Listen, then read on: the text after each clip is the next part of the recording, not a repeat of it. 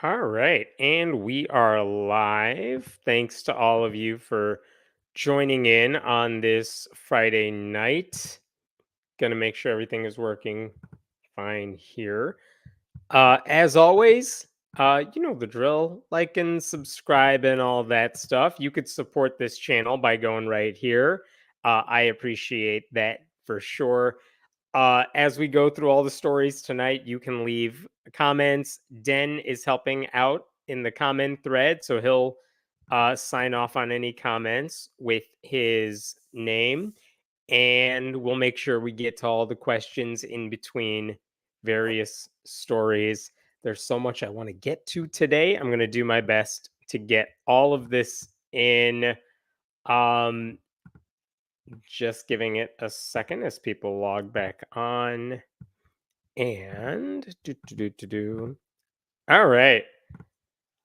I'm going to start by talking about the story about a school district in Virginia because I don't think they realize that their uh, unnecessary concern would become such a big story.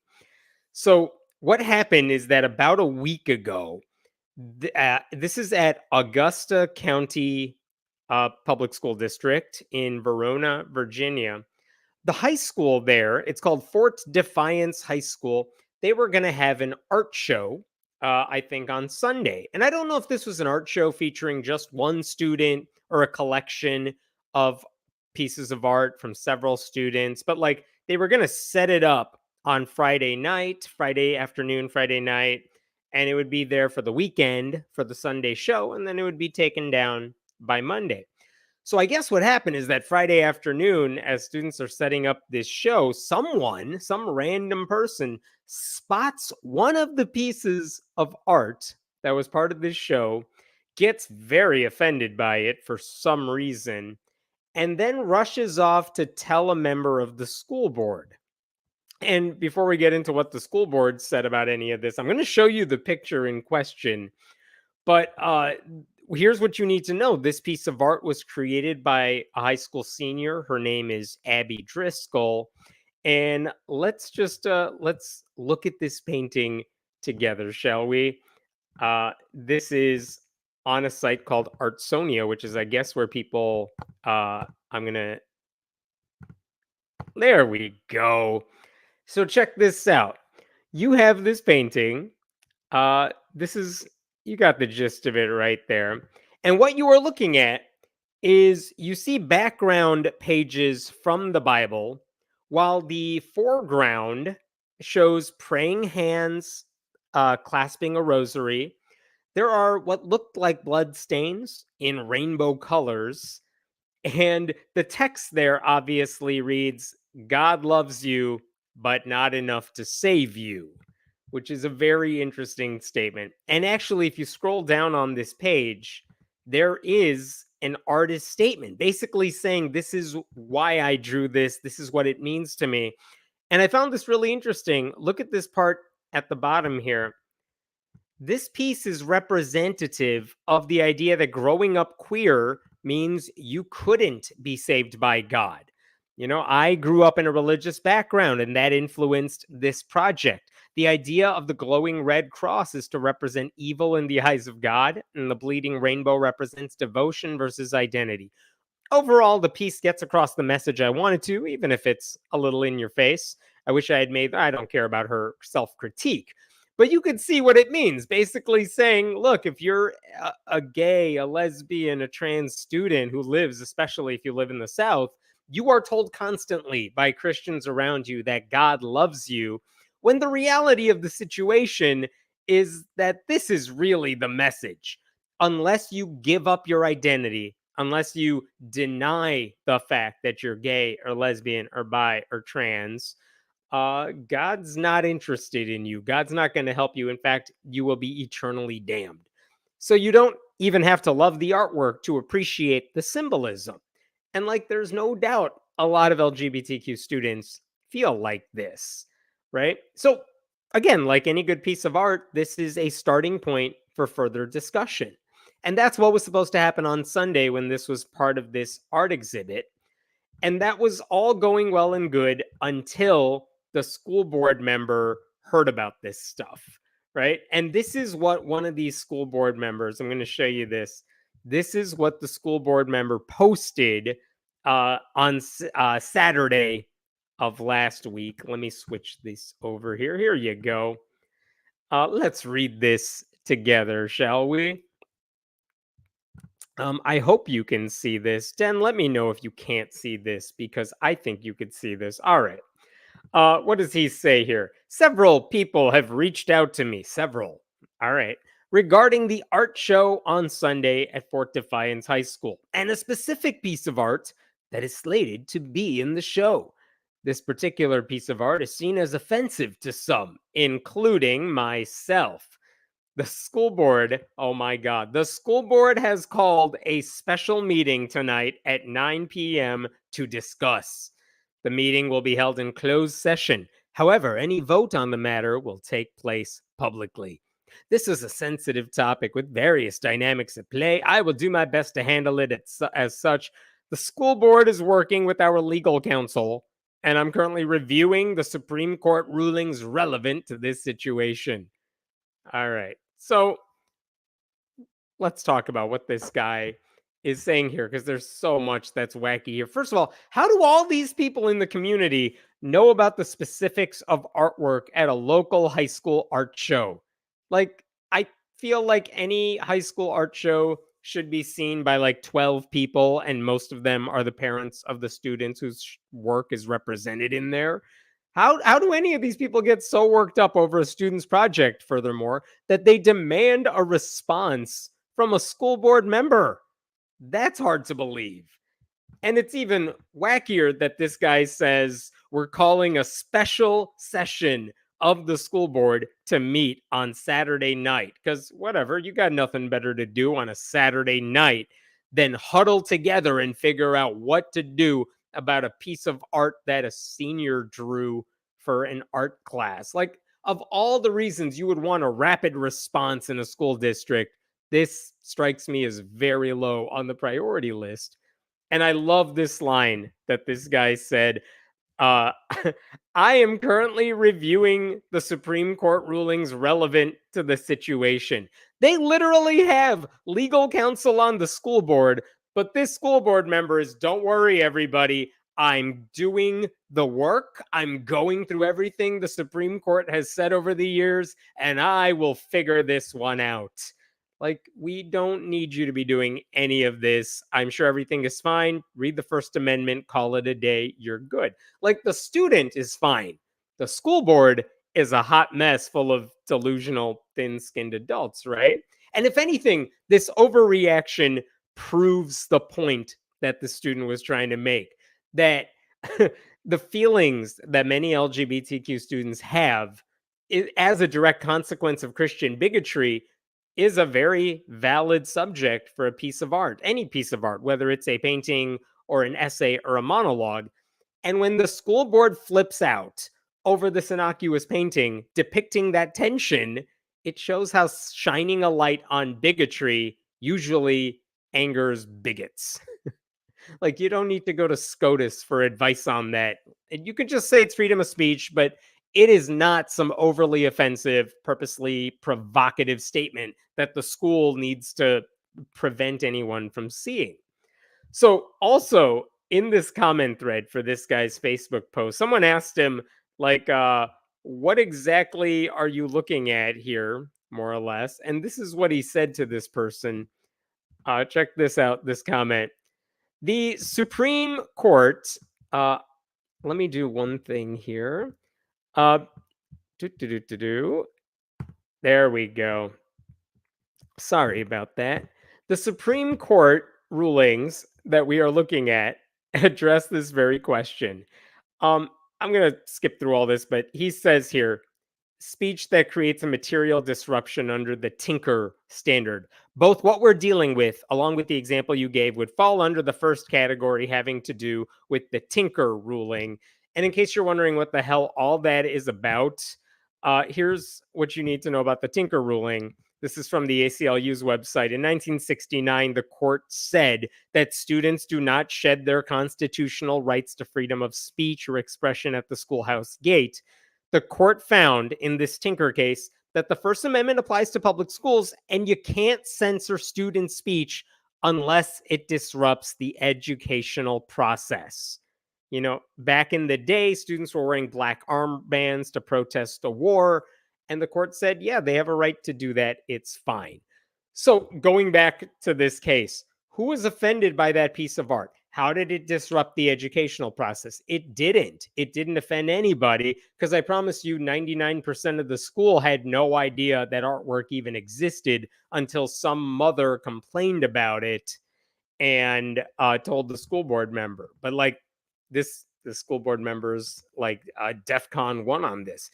So on Saturday night last week, they hold their special session of the school board for whatever reason. And what the conclusion they come to is the artwork can stay in the show on Sunday. We're not going to remove it. However, they added, they're going to consider revising district policy to prevent something like this from ever happening again.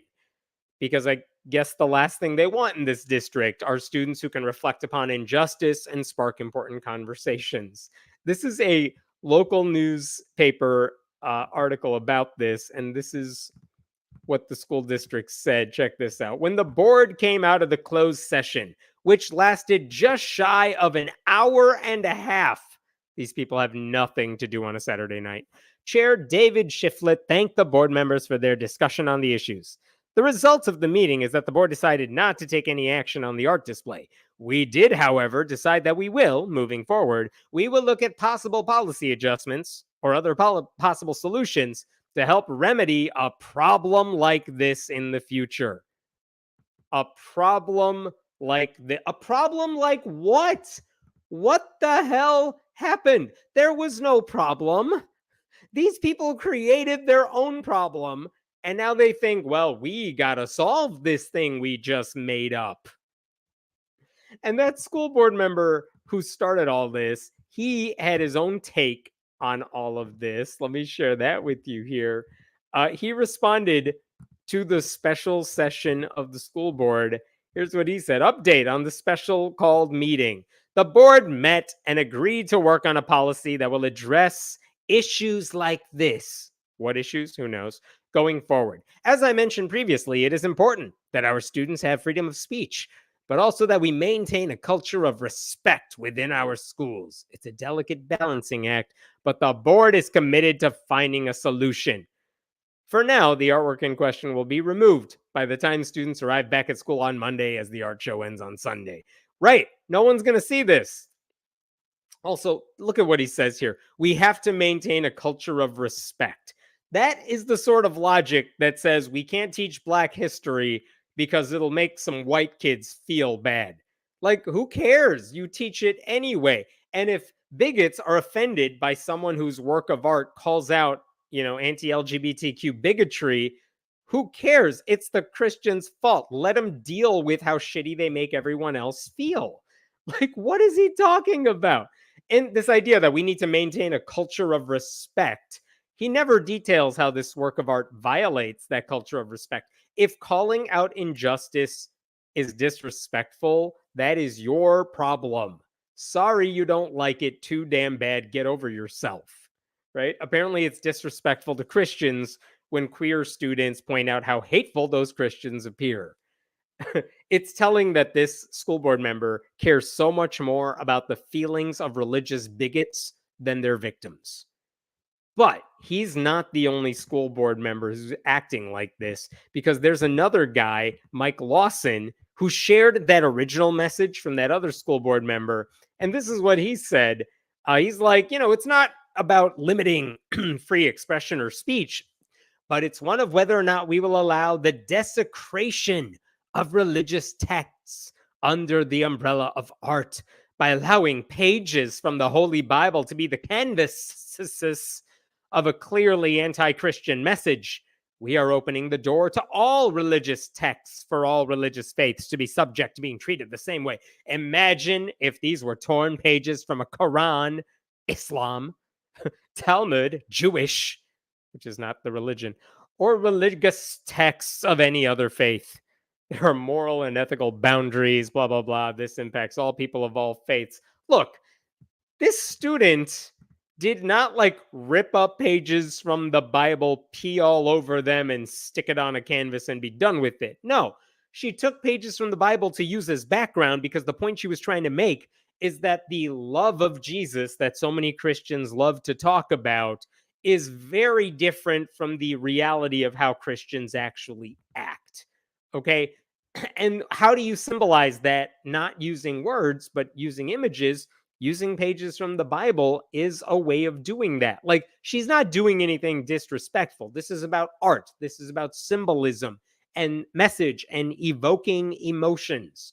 If you are more offended by torn pages of the Bible than the hateful, harmful message that was literally written in red on that piece of art, you missed the whole damn point.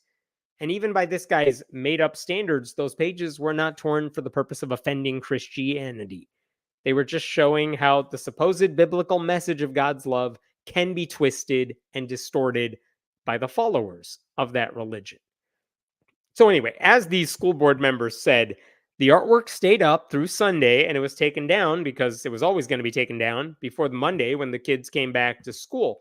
But the board isn't done yet. They're still trying to craft a policy to address the imaginary beast that they want to slay. By the way, the next school board meeting is on June 6th, about a month from now. It would be nice if community members showed up to call out this absolute waste of time and energy because a student did exactly what she was supposed to do for her art project. Like, she got people to think.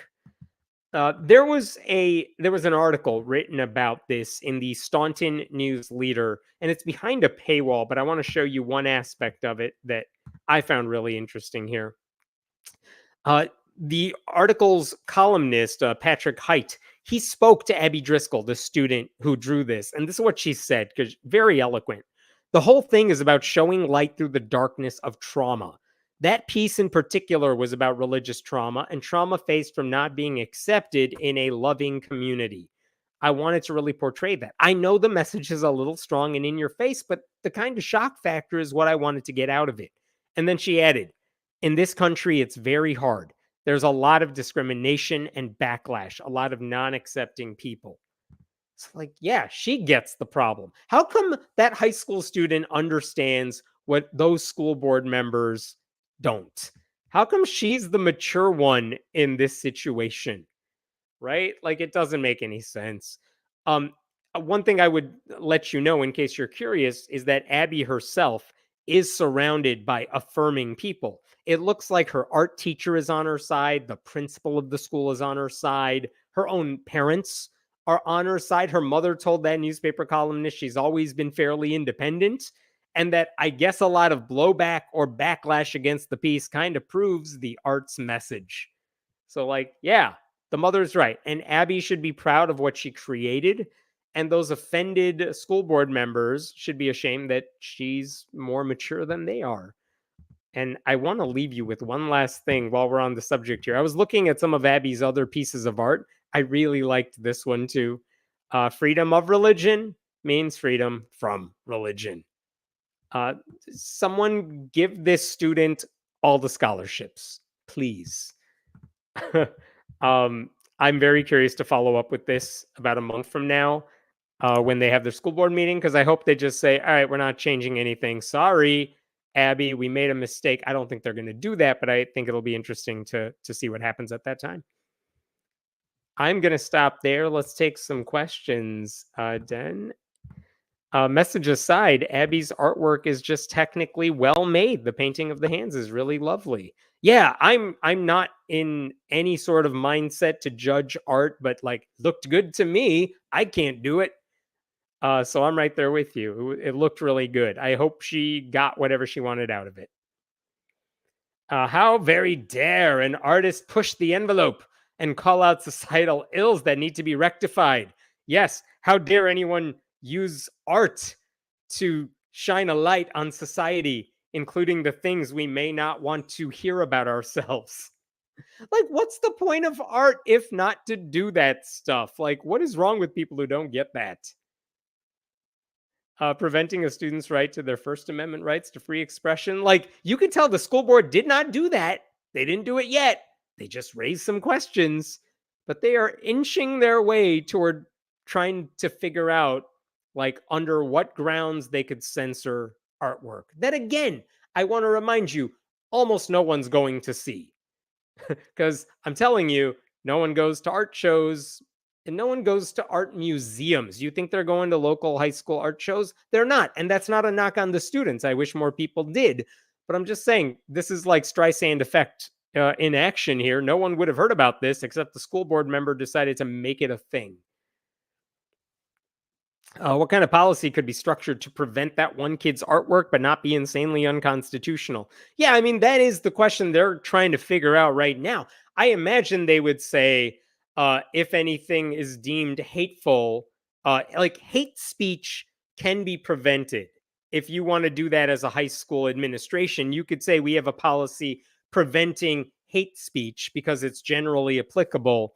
But then the question is, what defines hate speech? Because nothing Abby did in that piece of art was hateful, in my opinion. She wasn't tearing out those pages because it was offensive to Christians. She just needed a backdrop to use for the message she was trying to get across. So again, this is where it gets into that weird gray area where if they pass a policy saying, well, you can't do anything hateful against religion, there are ways to pick that apart. And I don't think they want to go down that route.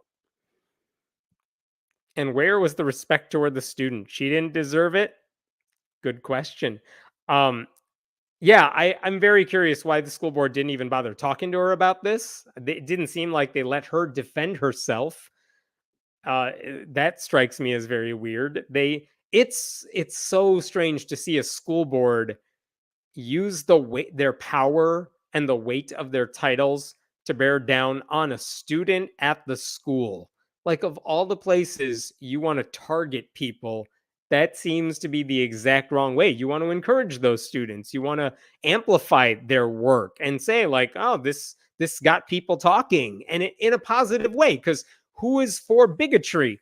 But it's not this school board, apparently. Oh, thanks, Den. Yes, support, like, subscribe, all that good stuff. I'm going to move on to a totally different story here in just a moment. Give me 1 second to pull this up. All right. Should we talk about the Southern Baptists? So the Southern Baptist Convention, the largest Protestant denomination in the country, they just announced this week that they lost about 250,000 members over the past year. They release every year before their big general convention, their annual meeting, they release some statistics about how the Southern Baptists are doing. And when they released that information this year, they said, yeah, we're still losing a ton of members from compared to what we used to do. Let me show you the relevant line here because this is interesting. This is from Lifeway Research, which compiled all this information. Sorry, it's like covered up by these giant blocks of everything.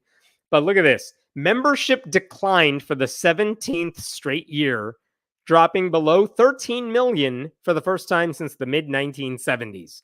However, the less than 2% decline was the smallest in recent years. Look at that last line again. Like, yeah, we lost members, but we're losing fewer than we used to. Yay. They're very excited that the decline is slower than it used to be. Like, it's never good when you have to brag about how your popularity is fading less quickly than it used to.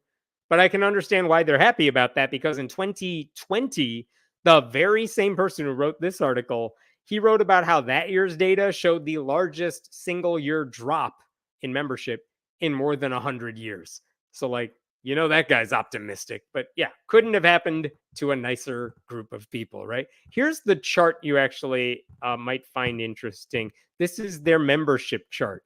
It's like the greatest hockey stick you can imagine. But yeah, Southern Baptist Convention membership falls below 13 million. And a couple things of note here. The very top of this chart, That's coming around, I believe, 2000. That looks like 2008 or so. No, I'm sorry, 2003 is the peak. And in 2003, they had 16.3 million members. And now you could see falling, falling, falling. Now they're just under 13 million. And like they said, the last time they saw 13 million members, it's when the most famous member of their church was Jimmy Carter, and they were on an upswing. It was 13 million and they were still growing. So very interesting to see that hockey stick chart. Um, the other thing that's interesting about the press release they put out is they said, okay, we're losing all these members and that doesn't look great. However, we have more people getting baptized than, the past several years, and in-person church attendance also grew, which doesn't counteract the fact that fewer people want to be Southern Baptists overall. Like, it doesn't matter how many people get baptized if the cup is still leaking faster than you can refill it. And also, who cares if they get baptized? That's a metric literally no one outside the church cares about because it doesn't matter. I don't care if you say magic words and sprinkle some water or dip yourself in a pool. Like, who cares? It doesn't matter. What matters is the membership, and the membership is still falling. As for the attendance, like, more people are now coming to church than or regularly attending church. Yeah, I mean, that's a function of the pandemic. During the pandemic, a lot of people didn't go to church. Some of those churches shifted to online only services, like a lot of us had to for a lot of the things we do. And now more people are going back regularly if that's their thing. But who cares? Because again, those were always people who were in the fold. What's the bigger story is that, yeah, well, you're not winning over people who were iffy about you. Like, they're walking away. So again, you could blame some of that on the pandemic and the recovery. You can also blame the attendance, the membership numbers on older members dying out and then not getting replaced by younger ones. But one thing I did find interesting about this, because I've been following this story for a while, last year when they had the same story come out, this is what their executive director, Scott McConnell, said. He's the director of Lifeway Research, the people compiling the data. And look at what he said last year when they had like a record membership drop. Much of the downward movement we're seeing in membership reflects people who stopped participating in an individual congregation years ago, and the record keeping is finally catching up. See, a lot of people left church and we didn't record it because of the pandemic, but now we have a better sense of who's coming to church, who's leaving church. So we're updating all the numbers. That's why the membership numbers are dropping so much, everybody. Okay, I didn't really believe it when you said it last year, but it's been another year and the membership numbers are still falling. How long do you think it takes them to clean up the numbers? How long does it take them to admit maybe it's not record keeping that's the problem? Maybe paperwork isn't the thing they need to be worried about, right? Like, it's such a weird excuse to give. You know what they don't say in that Lifeway Research report about membership drops?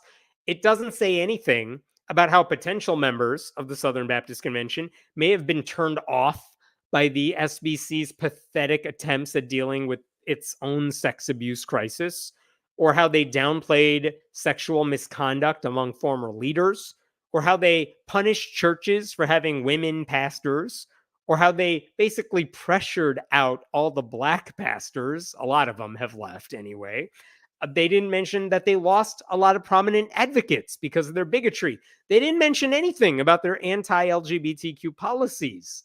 And if you were with me like a week or so ago, we talked about a different survey that asked people, why did you leave the faith of your childhood? And I think the number one reason was, well, I don't believe it anymore. Fine. But the number two reason is I was sick and tired of the way my childhood religion treated gay and lesbian people. And here's the Southern Baptist saying, yeah, how could that possibly be the issue? We're consistent in our bigotry, damn it. And then they're wondering why people don't show up anymore. The only time sexual abuse, by the way, came up in their entire survey was this passage right here. Let me share this with you. This is from the same Lifeway Research report. This year, several state conventions also used the survey, oops, sorry about that, to ask questions about sex abuse prevention and response. Oh, the survey asked about sex abuse prevention and response, and let's see what they learned. More than half of responding Southern Baptist affiliated congregations, 58%, say they require background checks for all staff and those who work with children and students. Oh my God. Only half of Southern Baptist congregations do background checks on the people in their churches who work with kids. Like, if you are at Subway, they will do a background check.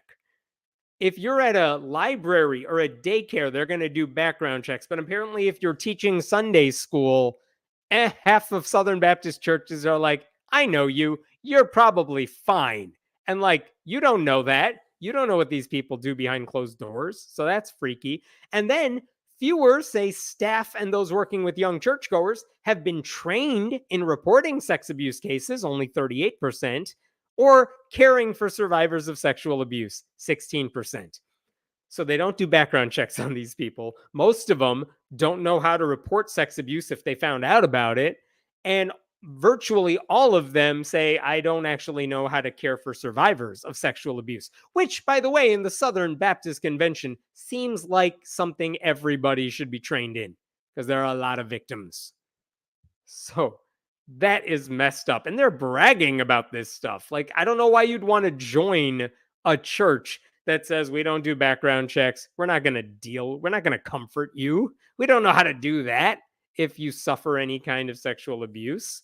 And like, I think the excuse some of them would give is we're a small church. We can't hire someone to take care of this for us. But like, then it's irresponsible to bring on staffers or volunteers to work with kids when you're not even going to do a cursory background check on them. At the very least, you got to create strict policies to minimize potential problems. But these numbers suggest that even training people to report abuse is not a high priority. And I find it funny that this comes like 2 weeks after the United Methodist Church voted to get rid of its anti-LGBTQ policies because they decided to allow gay clergy members, even married ones. And next month, though, the Southern Baptists are going to hold their annual meeting where they're going to basically vote on policies to become even more bigoted. So I don't know what they think they're going to accomplish. I don't know why they're bragging about the membership numbers when everything they are doing is only pushing more young people away. And all of this brought to mind for me about a year and a half ago, the newly elected president of the Southern Baptist Convention.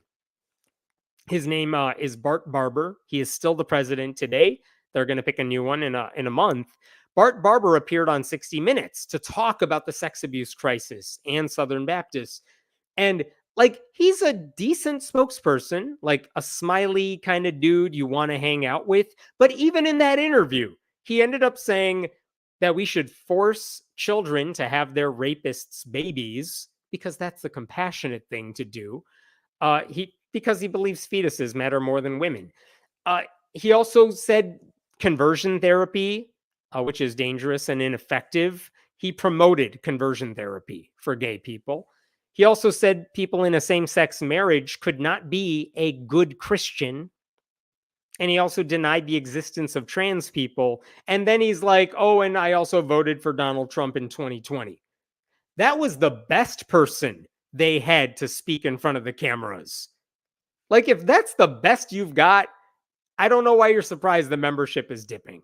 Like, and I'm not even blaming one dude, even if he's the president of the organization, for why their numbers are falling. But when the chief representative of your religion, a guy who got praised for that interview, says, you know, my faith teaches me that Jesus is homophobic and transphobic, and God wants to further traumatize child victims of sexual assault. Oh, and by the way, the thrice married racist who paid hush money to a porn star he was having an affair with while his current wife was pregnant with their fifth child and who also remains a threat to democracy, he can still get my vote in the future. How is that a winning pitch for anybody? Like, it's no wonder that so many young people are like, I might believe in God, but I do not want to believe in God with the rest of you people. That's why I don't feel any sympathy for this loss of membership. Like they are losing members in the Southern Baptist Convention, but the rest of us as a society, we're not losing anything of value.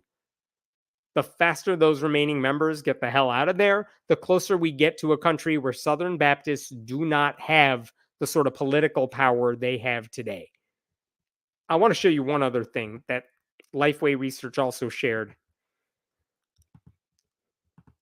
Look at this chart right here, because this is their annual church profile statistical summary from last year. And look at this undesignated receipts. It's the third line right over here. And this says that in 2022, right above me, right there, in 2022, how much money did the Southern Baptists take in? $9.96 billion. But if you look over here, how much did they make this past year? $10 billion.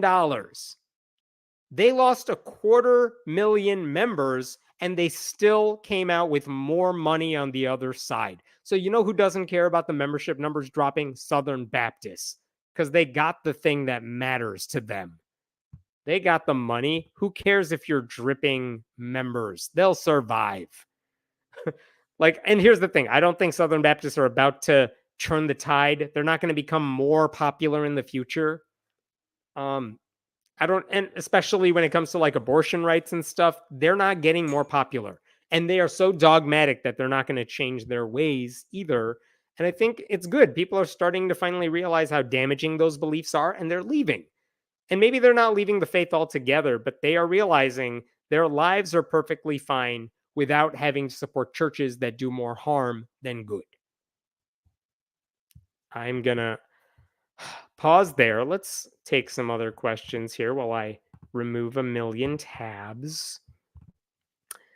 What did I miss? So post 9/11 trauma in action, I guess.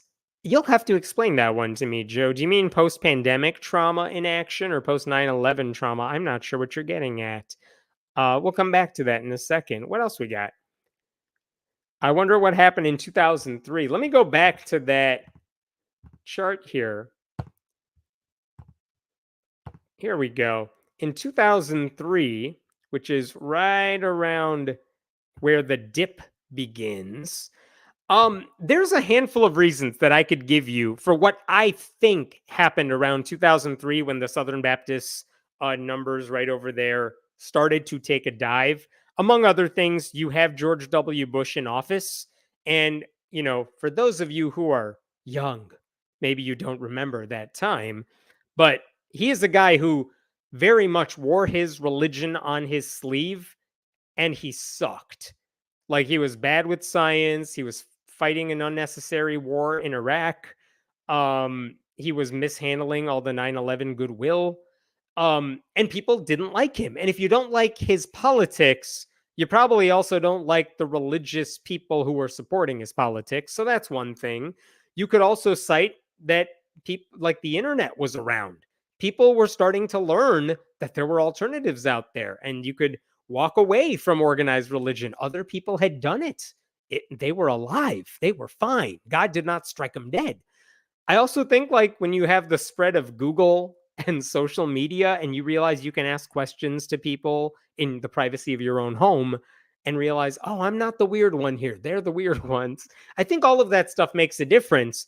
But that chart that goes like this, trying to do this backwards here, the chart that goes like that, it's not just Southern Baptists. We could play this game for all of organized religion, because at that point it began dipping for everybody in the mid 2000s. And again, we could play a game of what all the reasons were that happened. But I think I mentioned some of the big ones. Also, the fact that you had more people out and proud about being atheists and criticizing people for religious stuff. I mean, abortion wasn't the issue at the time, but stem cell research, that was a big deal. And George W. Bush was like, we're not going to do more research on this potentially huge thing because that's like killing a baby. It's that's not how it works. But also, who do you take your anger out on? The religion that taught him to do this stuff, and the people supporting him. What else? Just as I was referring to the peak. Thanks, Joe. Sorry about that. I realized we answered your question as we were getting to that question. So you were talking about the post 9/11 trauma, and that might be very well true. Like when you had like the biggest faith-based initiative in world history, the 9/11 attacks, um, people started to question like maybe faith is not a virtue. And that's not to dismiss the Islamophobia that happened after that either, but it's just saying maybe people who are saying, I'm going to do horrible things in the name of God, maybe we should walk away from all of that. So let's not discount that either. Thanks for bringing it up. One Baptist leader interviewed on Amanpour on CNN said that new members who identify as evangelicals largely aren't focused on the religion, and the conventions are becoming largely focused on politics. This is a fascinating topic because you're right about this.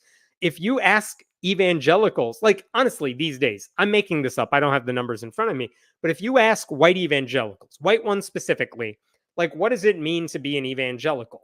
There used to be like a handful of things you had to believe in to be considered an evangelical. You had to believe that in the divinity of Jesus, that the only way to achieve salvation was through faith alone. It doesn't matter how good you are if you don't accept this stuff, like things like that. But if you ask them now about theology, they'll have very diverse views on theology. But the reason they call themselves evangelicals or Southern Baptists is because, like, oh, yeah, these are the mega people I like. That's why at all the political rallies, they're steeped in religious rhetoric. Like, you know who has to be mad about that? Pastors who care about the gospel, pastors who care about the Sermon on the Mount. They have to be the most mad at the fact that a lot of people see church as like an extension of the Republican Party. It's infuriating and it's dangerous for the rest of us too. But yeah, like this idea that a lot of people, why do you have a religious label these days? It's not because you happen to believe in the specifics. Like, good luck trying to figure out, if you ask random people, what's the difference between a Southern Baptist and a Methodist and a Presbyterian? They don't know. But if you say, oh, yeah, Christians, those are the ones who support Trump, they'll be like, oh, yeah, that's me. I'm going to be with them. So it is a scary thing that religious affiliation is really turning into a political affiliation instead. They should be using that money, the $10 billion, to feed the hungry and house the homeless. Where is all that money going? You know, among other things, they are giving some of it to churches to send people on mission trips. They're using it to, I'm sure, pay for a lot of the sex abuse settlements. I don't know. You know, churches take, it's a good business to be in. Like, if you can't do casinos, you might as well do religion. They make all that money. They're not paying it to the pastors necessarily. Not all of them are filthy rich at all. But again, some of it gets used for various mission driven things that is run by the Southern Baptist Convention. And they have a lot of staff and they got to pay off, you know, church buildings. I don't know how it works, but I'm pretty sure a good chunk of that money is not going to feed the homeless, feed the hungry. All right. I'm going to move on to the next story. While I'm doing that, please sign up for free at friendlyatheist.com. You can get all my articles ahead of time, and I would greatly appreciate that. And I am going to move to. Oh, this feels so nice to close all the tabs. Okay. Give me 1 second here. Okay. I'm going to tell you a story. It's a disturbing story. You have been warned. Um, and I think I may have talked about this like over a year ago, but there's a big update to this case that just happened over the past couple of weeks that I have not talked about. And that's where I want to get to. But I can't get there unless we start at the beginning of the story. So I'm going to do my best to tell this story. It involves a guy named Robert Fenton. He was a youth pastor. And when he was 26, he worked at this church right here. It's called Abide in the Vine Fellowship. It's outside of New York. So this guy, Robert Fenton, he was a youth pastor there. And he told a couple that attended the church that he was drawn to their daughter and meant to be with her. Meant to be with her. How old was she? She was 14. So that's troubling. So the church said, yeah, we don't want you to get married because that's a little too far. By the way, New York did allow 14-year-olds at the time to get married if you were 14 and like you had your parents' permission. That's messed up for a different reason. But the church said, yeah, you can't get married, but we will allow you to have a courtship with this 14-year-old child. And so there were boundaries present, and the two of them were never supposed to be alone. Certainly, were not supposed to touch each other, but they could write letters to each other, like, I don't know, loved ones during the Civil War writing by candlelight. They could write letters to each other until she turned 18. Guess what? That didn't happen. None of that stopped him from pursuing her. In fact, that girl later said she was betrothed to him. Like her parents allowed that to happen. She was basically promised off to this guy twice her age. And her parents later admitted Fenton would often push the boundaries. They just didn't realize how seriously that was happening. But here's what happened. At Fenton's request, the parents pulled their daughter out of public school and began homeschooling her. And they thought they were doing this because it's good for their daughter academically. But why did Fenton actually want them to homeschool her? It's because it was an opportunity for him to spend more private time with her outside of prying eyes at church. So he started visiting their home a few times a week. Uh, and then the sexual assaults began. No surprise there. Um, I feel like I need to say this. First, the assault started with his finger, later with her hands. But that's how serious this assault was. And a couple years later, she was officially engaged to him. But before they got married, before they were married, the assault got even worse. He made her perform oral sex on him.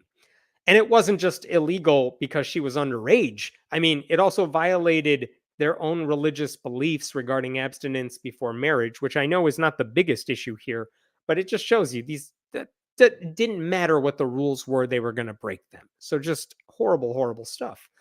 Um, and according to another youth pastor at that church, this is a very conservative religious community. They held very puritanical, misogynistic views about the subject. They really believe the sort of thing that says if a man lusts after a woman, it's her fault. So it's why women always got to cover up, even today in like purity culture. Like, ladies, are you wearing a shirt that shows cleavage? You got to cover yourself because men may see you and stumble. And that's on you, women. And what if you're a curvier woman who can't really help that too bad? Like, get a corset. I don't know what you get. Get a thing and cover yourself up. Wear a burqa if you must. So, like, the thing is that the reason I bring that up is even though this now 18-year-old woman at the time knew that what was happening and what had happened to her was wrong, she felt like she couldn't tell anybody because they would have just blamed her. That is the culture she was brought up in. They would have said, "Oh, you 14-year-old hussy, how dare you lead this youth pastor on so that he's assaulting you with his hands and fingers." The pastor of the church at the time, his name was Fred Hoover.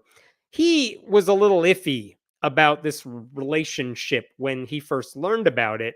But according to Fred Hoover's son, the families basically got the leader of this church to support the plan by citing the marriage of Joseph and Mary in the Bible. Because in the Bible, Jesus's mother is much, much younger than Joseph. And, quote, how could they be against God's will?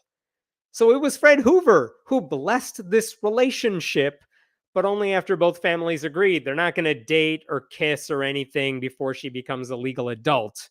But by the time they all like shook on it, this guy had assaulted the girl many times over. So let's cut to the wedding. This wedding is going to happen. She turned 18. He can marry her now.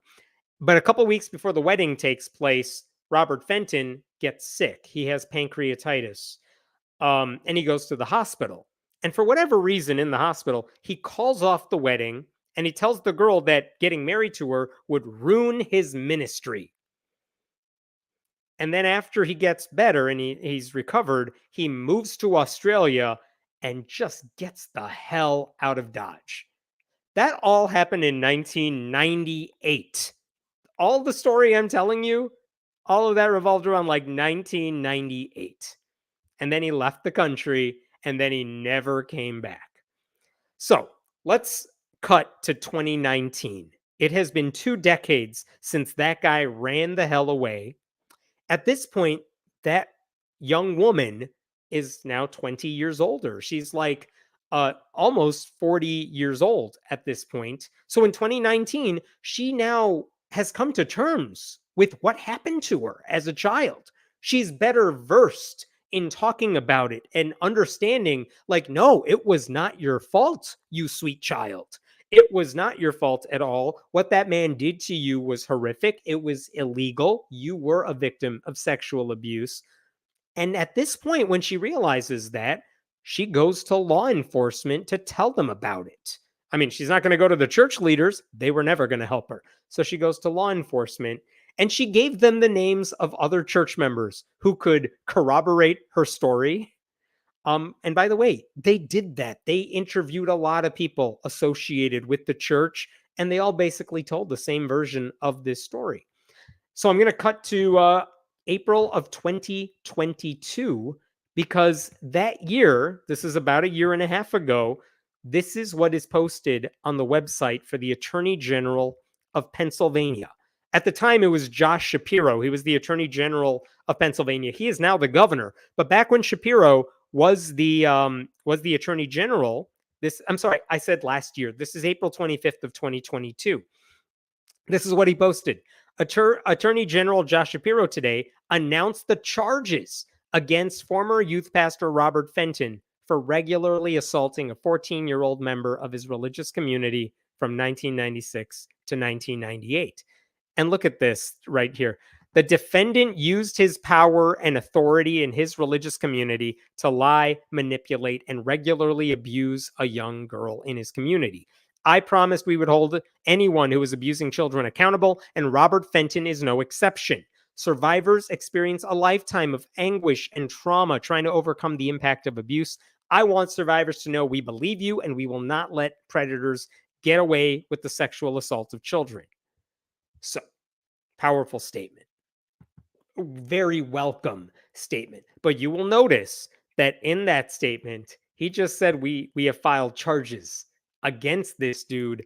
What they did not say is we have the dude. Because guess what? He was still in Australia. And by the way, I want to show you one other thing here, which is guess what he was charged with? Check this out here. This is also from the same, from a local TV news team. Look at this. Fenton has been charged with indecent assault of a person under 16, involuntary deviant sexual intercourse with a person under 16, aggravated indecent assault, corruption of minors, and statutory sexual assault. And the Attorney General said his office will work with the U.S. State Department and Department of Justice to try to extradite Fenton from Australia.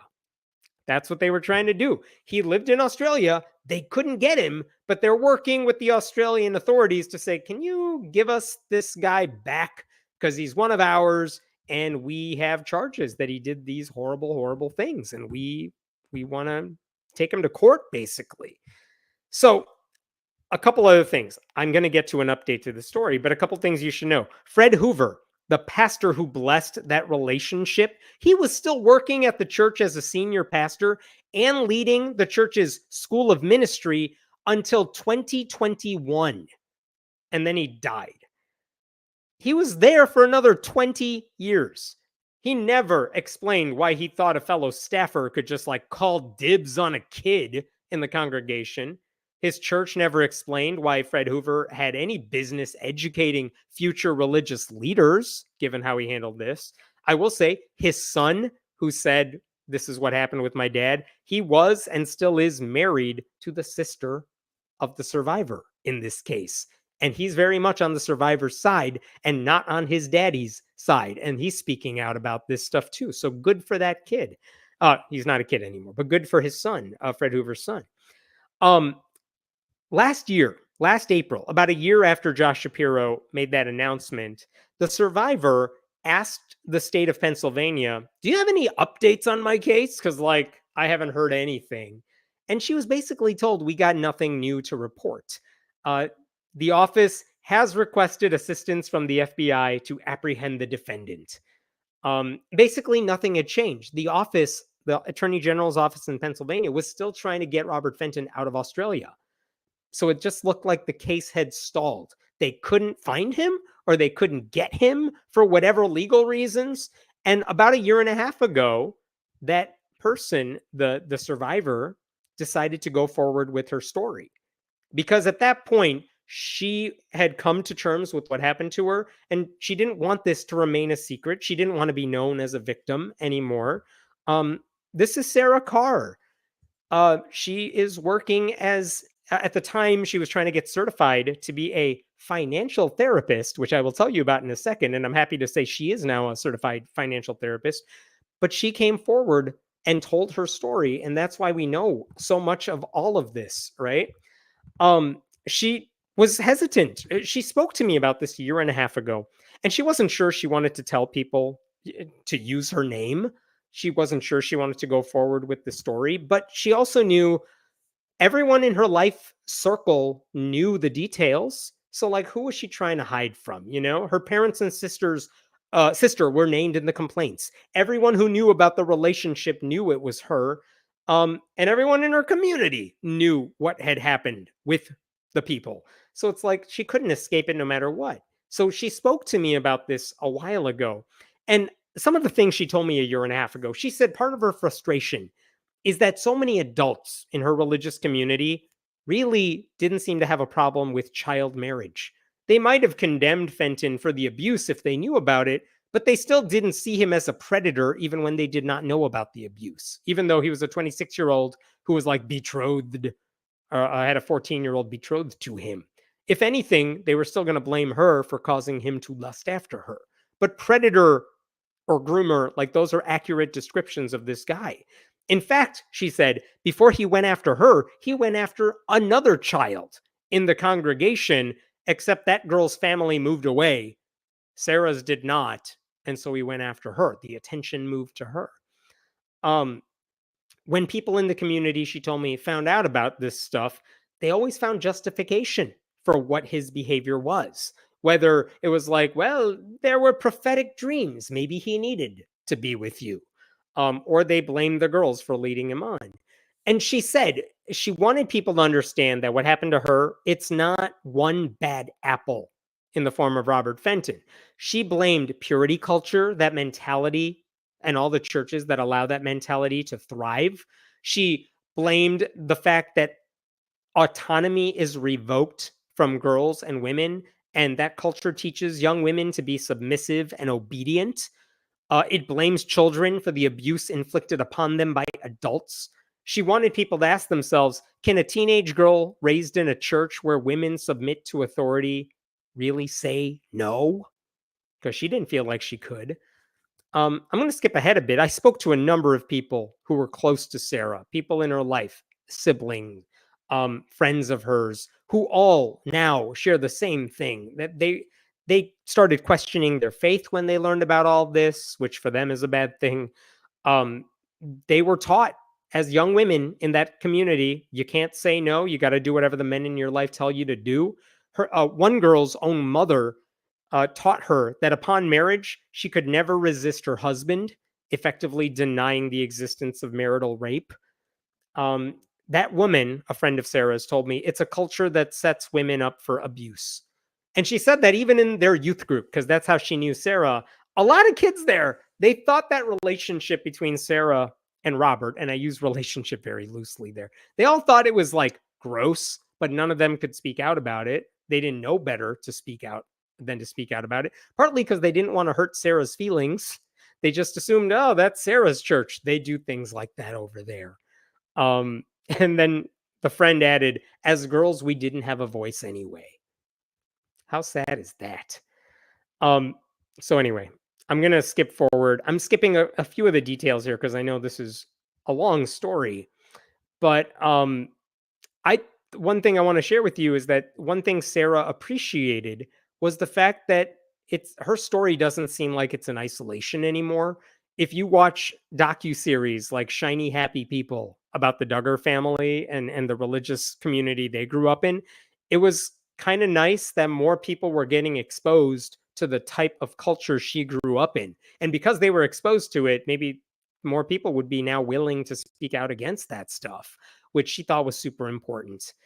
And I mentioned that she's a certified financial therapist now, and what she said to me, like one reason she found that field extremely satisfying, this field I didn't even know existed. She said, we all hold beliefs about money that were framed through culture, childhood, and early experiences. And within financial therapy, we get to explore those beliefs and re-examine them and reframe them, letting go of beliefs that no longer serve our financial well-being.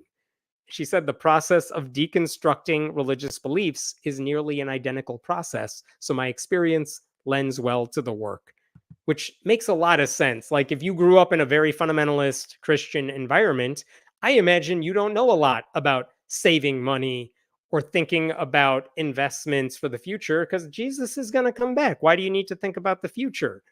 What do you need to spend money on? Oh, spending it on yourself when you could give it to your church or God or something. Like, why would you do that? So it's true. There's a lot of things tied up with religion and the way you spend or not spend money. So very interesting thing. Okay, I promised you there was an update to this story. There is an update to this story. And check out this article that just happened a few weeks ago. And I didn't post about this and I didn't talk about this at the time because I was waiting for the shoe to drop, but now I can share this with you here. Uh, Here we go. This is from a Philippine news outlet, but check this out. In a statement, this commissioner of the Philippines Bureau of Immigration said 54-year-old Robert David Fenton boarded a flight to Los Angeles on Tuesday after being denied entry at the, I'm not going to pronounce it, Philippine airport. Basically, look at the next paragraph here. This guy, Robert Fenton, decided to fly from Brisbane, Australia to somewhere else. He was flying from Brisbane, Australia to the Philippines. And when he arrived at the Philippines, they were like, wait a minute, who's this guy? Why are there alerts going off in our computer with this guy's name? It's because, you could see in the paragraph here, his name prompted a positive hit in the Interpol derogatory system, basically saying this guy is wanted for sex crimes in the US. You need to get this guy now. And so as soon as he landed, look at that last part too. He said the foreign national, Robert Fenton, has been in the immigration blacklist for being an undesirable alien. So as soon as Robert Fenton landed in the Philippines and gets off the plane, there were cops waiting for him saying, we got you. They took him aside, verified he is, that same guy, and they said, "Oh, you're not coming to the Philippines. We're putting you on a plane to the United States." And so, where do we stand right now? As far as I can tell, because I've checked on this, the Pennsylvania Attorney General's office, which is no longer run by Josh Shapiro because he's the governor, there's someone new in charge, but fine. The Attorney General's office has not issued any updates on this yet. I've been waiting for them to say, we got our guy, we're going to take him to court, like now that we got him, all that stuff. They haven't done that yet. I'm waiting for it to happen. When I asked them, they're like, we have no comment. If we have comment, you'll hear about it like on the website. But he is at least in California. He's in custody. He's not getting away. And I think the plan is they're going to get him from California to Pennsylvania so that they can go through the legal process because there are charges out on this guy. That may take a little while, but it's starting to happen. So when I did speak with Sarah about this development as it was happening, since it has happened, and she told me she was shocked at first because she didn't think this day would ever come. She was hopeful that justice might be served. She told me it was relief on an entirely different level. And she said a weight I didn't even realize I had been carrying had been lifted. And then she added another thing. She said that in the weeks ahead, when this guy gets to Pennsylvania, which is going to happen soon, and he gets in the courtroom, she's going to have to be in the courtroom too, as the survivor here. And so it's not going to be easy for her, even though this thing that she hoped would happen has finally happened. She said to me, it's going to be a challenge to see my abuser for the first time since the summer of 1998. It's going to be difficult to testify at the preliminary hearing. I have to keep reminding myself that I am not responsible for other people's feelings or their discomfort around this. Adults in my life made decisions that either directly harmed me or contributed to the harm. There are consequences for that. There has to be accountability. And because she was brave enough to speak out about this, it looks like there finally will be. She also hoped this case would set a precedent so that other young women don't have to suffer the way she did. But, even as she's waiting for that day to come, which she's not looking forward to, but it's going to happen, she just told me she is feeling, and I'm quoting here, next level peace and validation. I'm going to stop there. If there are questions, thoughts, I'm so proud of her. And I'm happy that happened, that they caught the guy. Can you imagine being a parent saying, sure, this 28-year-old man can court my 14-year-old daughter? Gross. Well, to be fair, Zoe, he was 26. So, you know. But yeah, I mean, I can't, if I swear, if an 18-year-old guy said, oh, I like your 14-year-old daughter, that would be weird and icky. But like 26 and like her youth pastor, it's not just the age gap there, it's the power dynamic, it's so many problems. But yeah, I mean, and it's so easy to to be mad at them. And we should be mad at the parents for allowing that to happen. But part of me wants to think like, okay, how could that have happened? Because the parents didn't know any better. And why didn't they know any better?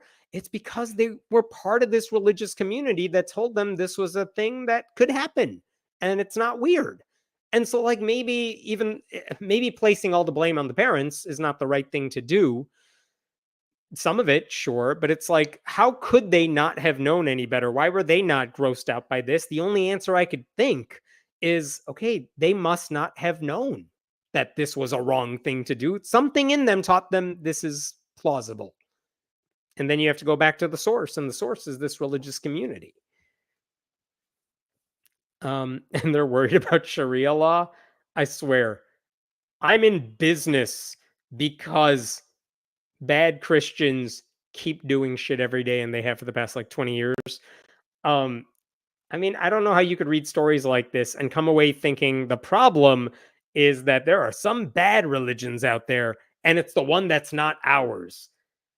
And obviously, there are plenty of Christians who would hear this entire story and say, that's awful, that's horrible, that doesn't represent what I believe my religion stands for. And I appreciate that. But like, we need more Christians to call out these religious groups and push people away from purity culture. I'm not talking about like progressive Christians saying fundamentalists are bad. I'm saying like we need all Christians to say Southern Baptists hold disturbing views about women, non-denominational megachurches hold disturbing views about women and sex and all this stuff. Like, no, we're not talking about Westboro Baptist Church here. We're saying you need to be mad at the like most ubiquitous churches in your community, the Southern Baptists, the Jehovah's Witnesses with their thinking about stuff, the evangelical churches that have a lot of power in these communities. Those are the groups that need to be called out because they're the ones spreading. They won't do the marry a 14-year-old, no, but they're the ones who teach and spread purity culture, even if they don't use those words. So that's who people need to be mad at. It's almost like if you don't want your children sexually abused, church may be the last place you want to take them. I know, isn't it funny? Not the right word to use here, but isn't it funny that like why do people go to church? Why do people who aren't even that religious take their kids to church? Because they think church is where you have to go because tradition is good, because you got to give your kids morality. And then what happens in a lot of churches? A lot of very, very bad things happen at churches. This being an extreme version of that, but not a unique story by any means. But like, yeah, this is what happens at a lot of churches. And like, at what point does it come to their minds like, okay, maybe my church doesn't do it, but my church contributes to the problem. And maybe we can find all the benefits of church outside of church. Because that's what a lot of people are doing. You want community? There are other communities you can find that are not based around harmful values and views and things like that. Go find that. You want a tradition? Join a friggin' pickleball intramural league. Have your kids join an after school club. It's fine. They'll be fine. You don't need church for that stuff. Is there anything that suggests he also continued to assault children while he was in Australia? He probably did, since pedophiles usually don't change. Robin, it's a fair question. I don't know what this guy was doing in Australia. He's like Jesus between the ages of like 8 and 32. I have no idea where he's been or what he's been up to. I have no clue what he's been doing. I mean, if he was running a church in Australia, you have to think like, well, then we would have known where he was and it would have been easier to catch this guy. I don't know what he was doing. I also I wonder if the reason he got on a plane to the Philippines is like he thought he's in the clear and like the search for him was off. That had to be what he was thinking, right? Like, was he hiding for 20 years? I don't know. I mean, we'll find this out very soon, I'm sure. But it's a fair question and definitely something to think about.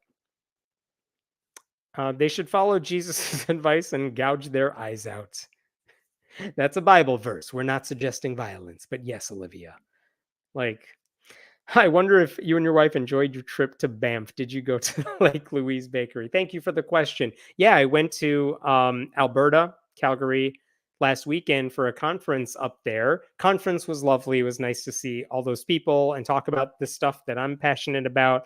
And we got to go to Banff for a couple days later. This is not the ideal time of year to go to Banff because it's May and everything is under snow.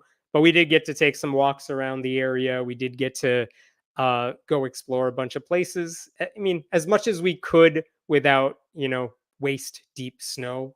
So it was nice. I do hope I get to come back sometime in like August in a future year so I can actually enjoy the whole place. But it was nice. All right. Thank you, Den. I'm going to go to a different story here. Let me pull up some stuff. Okay. Oh, do you want to see a video clip? Absolutely, you want to see a video clip.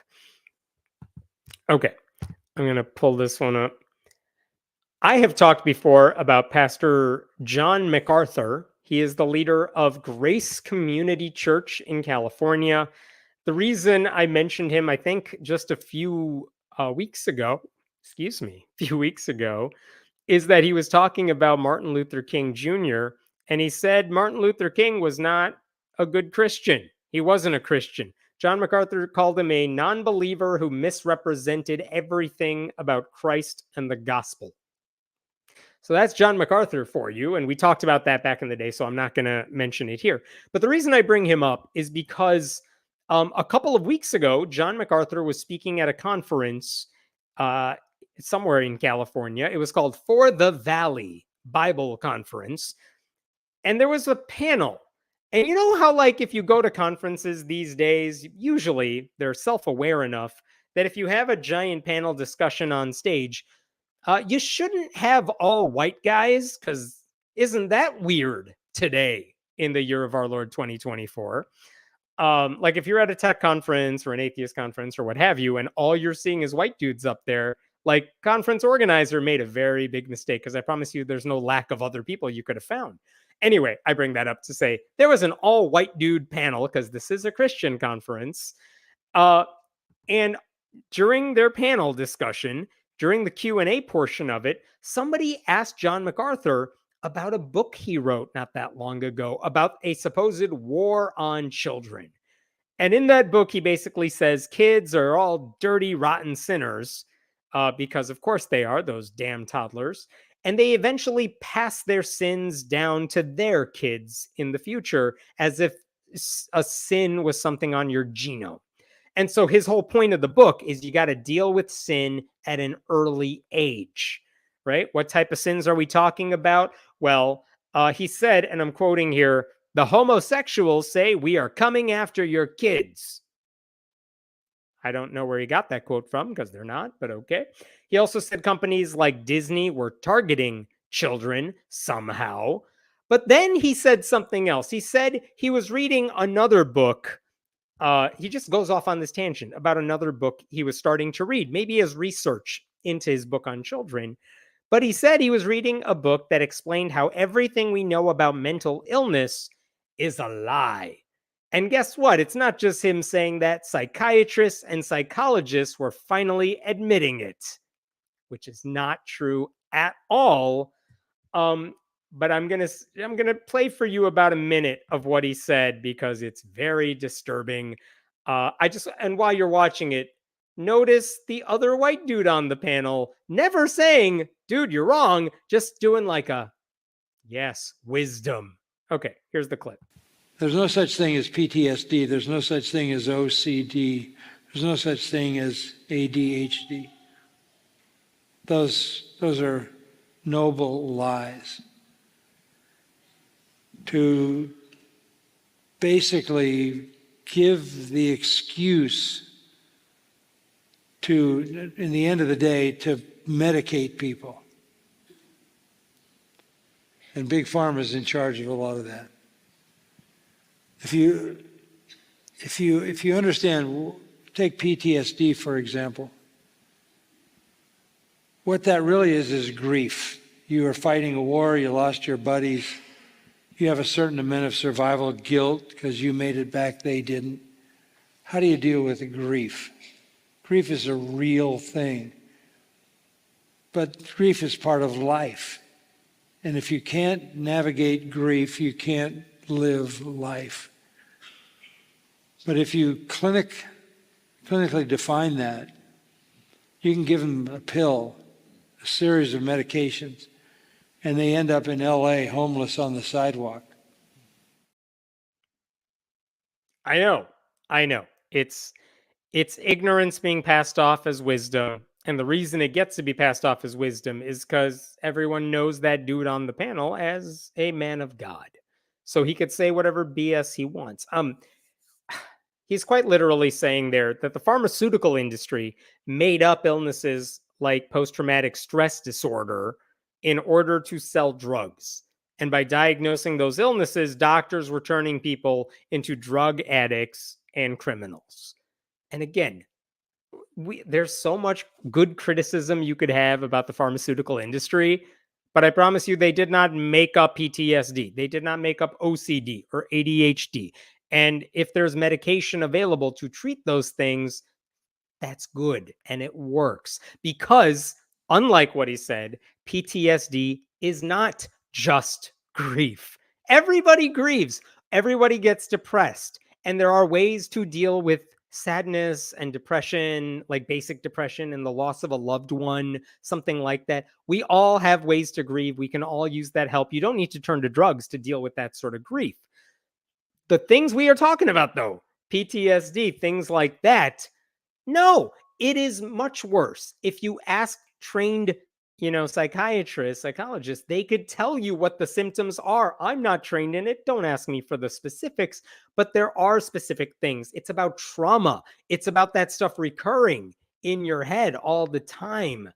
To denigrate that and say, oh yeah, if a dude goes to war and watches his buddy die, and when he comes back alive and he constantly can't get sleep because he hears gunshots in his head or something, or you were the victim of assault and you keep seeing that over and over, that is not the same as like, I'm sad.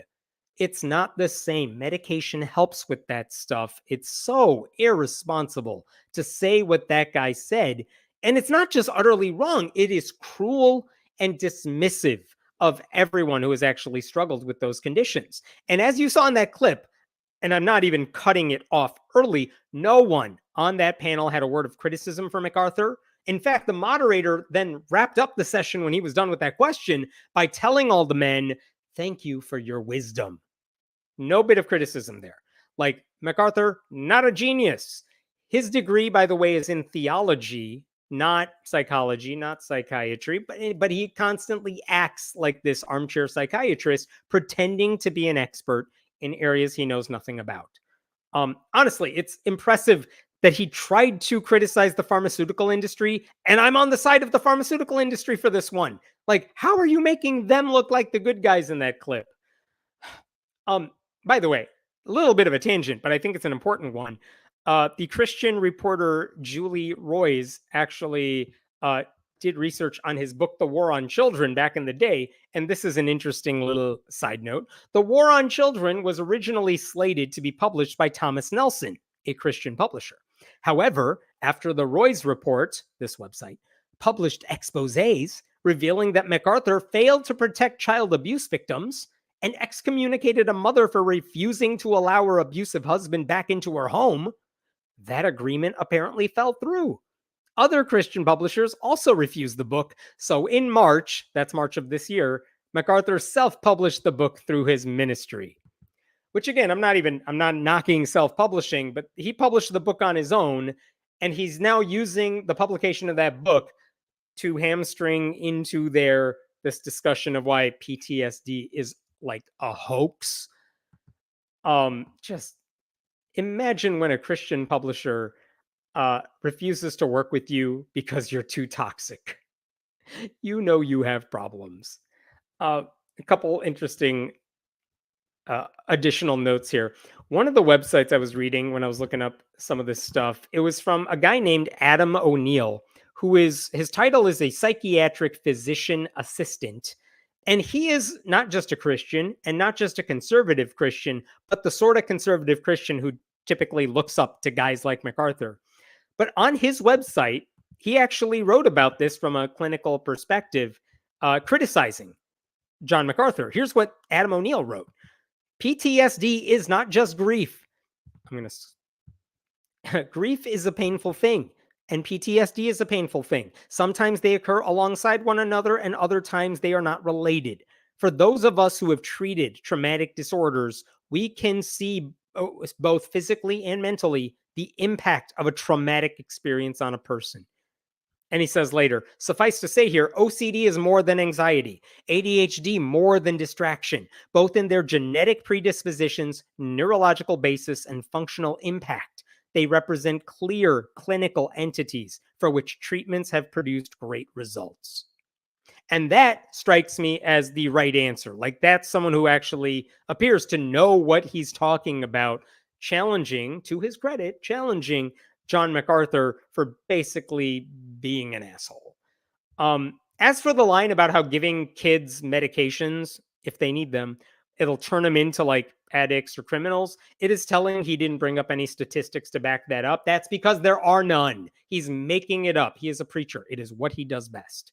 Like, if you are struggling with mental illness, I hope you can see an experienced professional who can properly diagnose you, and if needed, give you the prescriptions you need. Because prayer is not going to help you by itself. The knowledge-free ramblings of an 84-year-old pastor who has honorary doctorates and nothing else are not going to help you.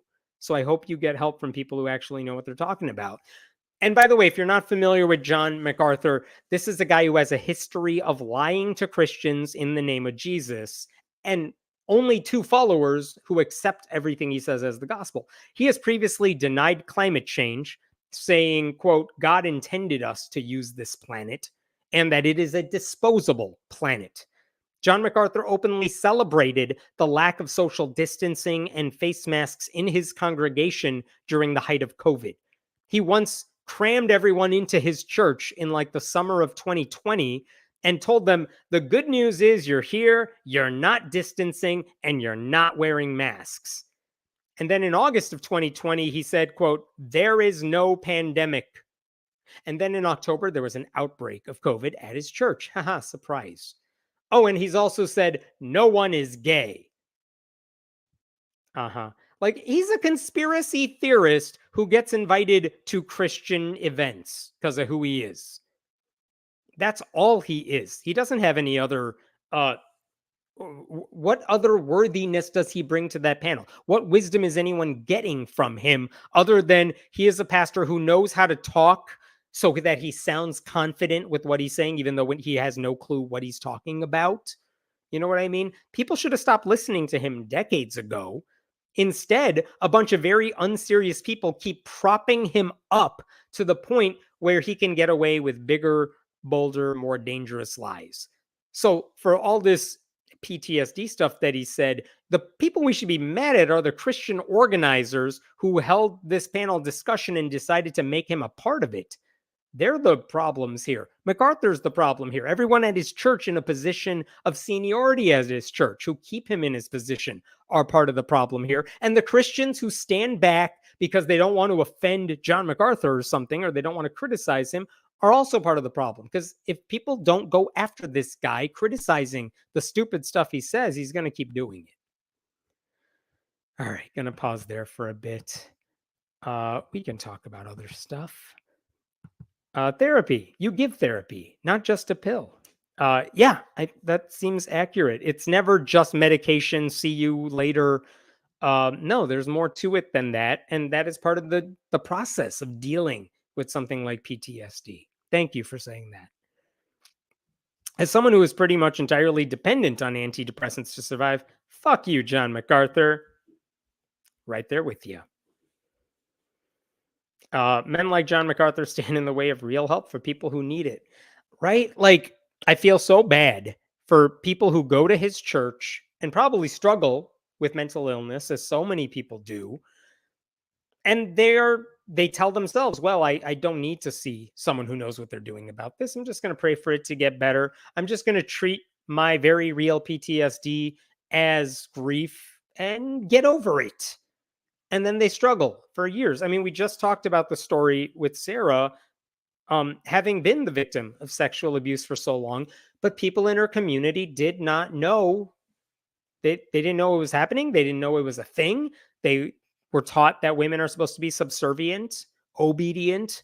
So no one did anything about it. And again, why is that happening? It's because the Christian leaders in charge tell you to think that way, and they're wrong, and it's dangerous, and no one has the courage to call them out on it. At least people of their stature don't have the courage to call them out on it. Not enough, anyway. Maybe a few people. Yeah. I'm going to move on to the next story here. Lighthearted, in a way.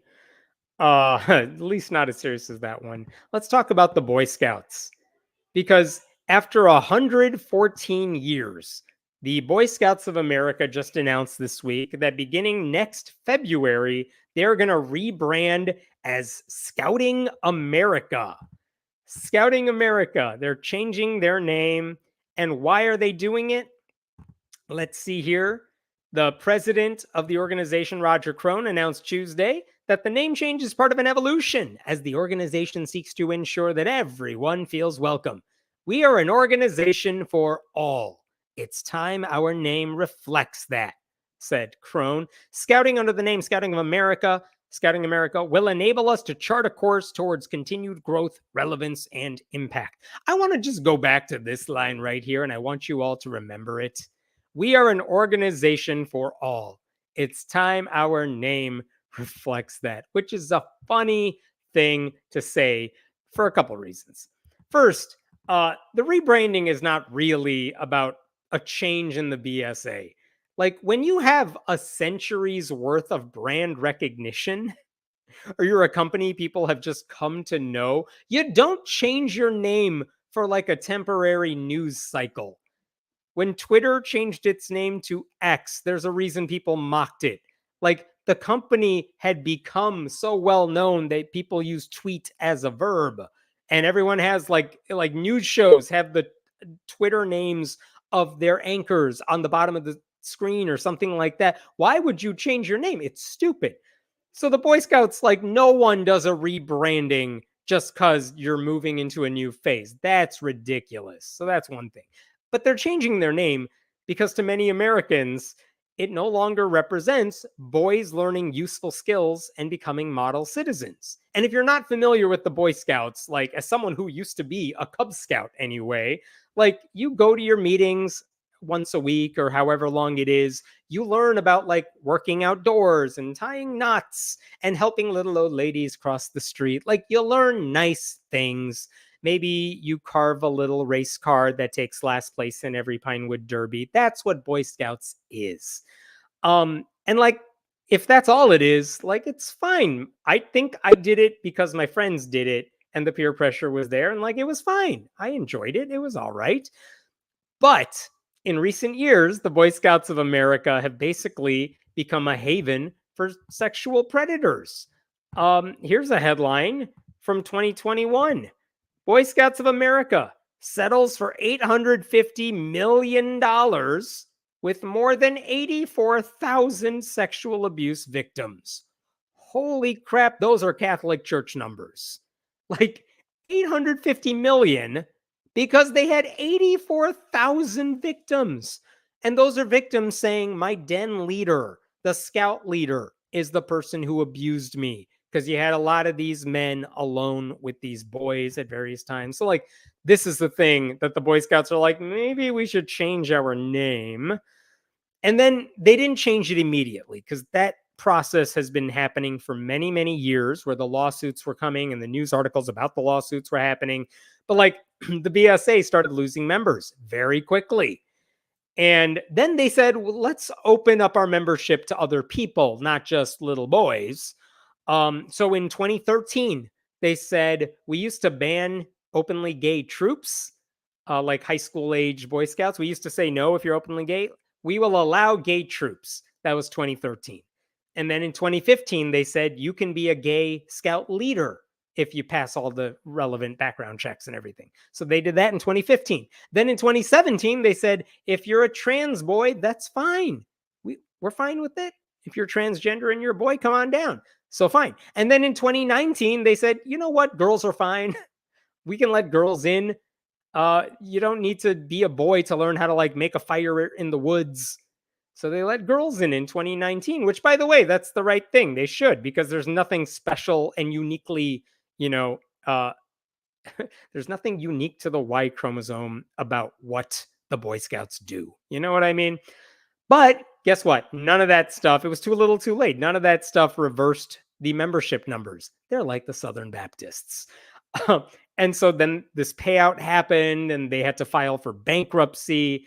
And the bottom line after all of this is that I'm going to share this with you. This is from PBS, just to give you some numbers here.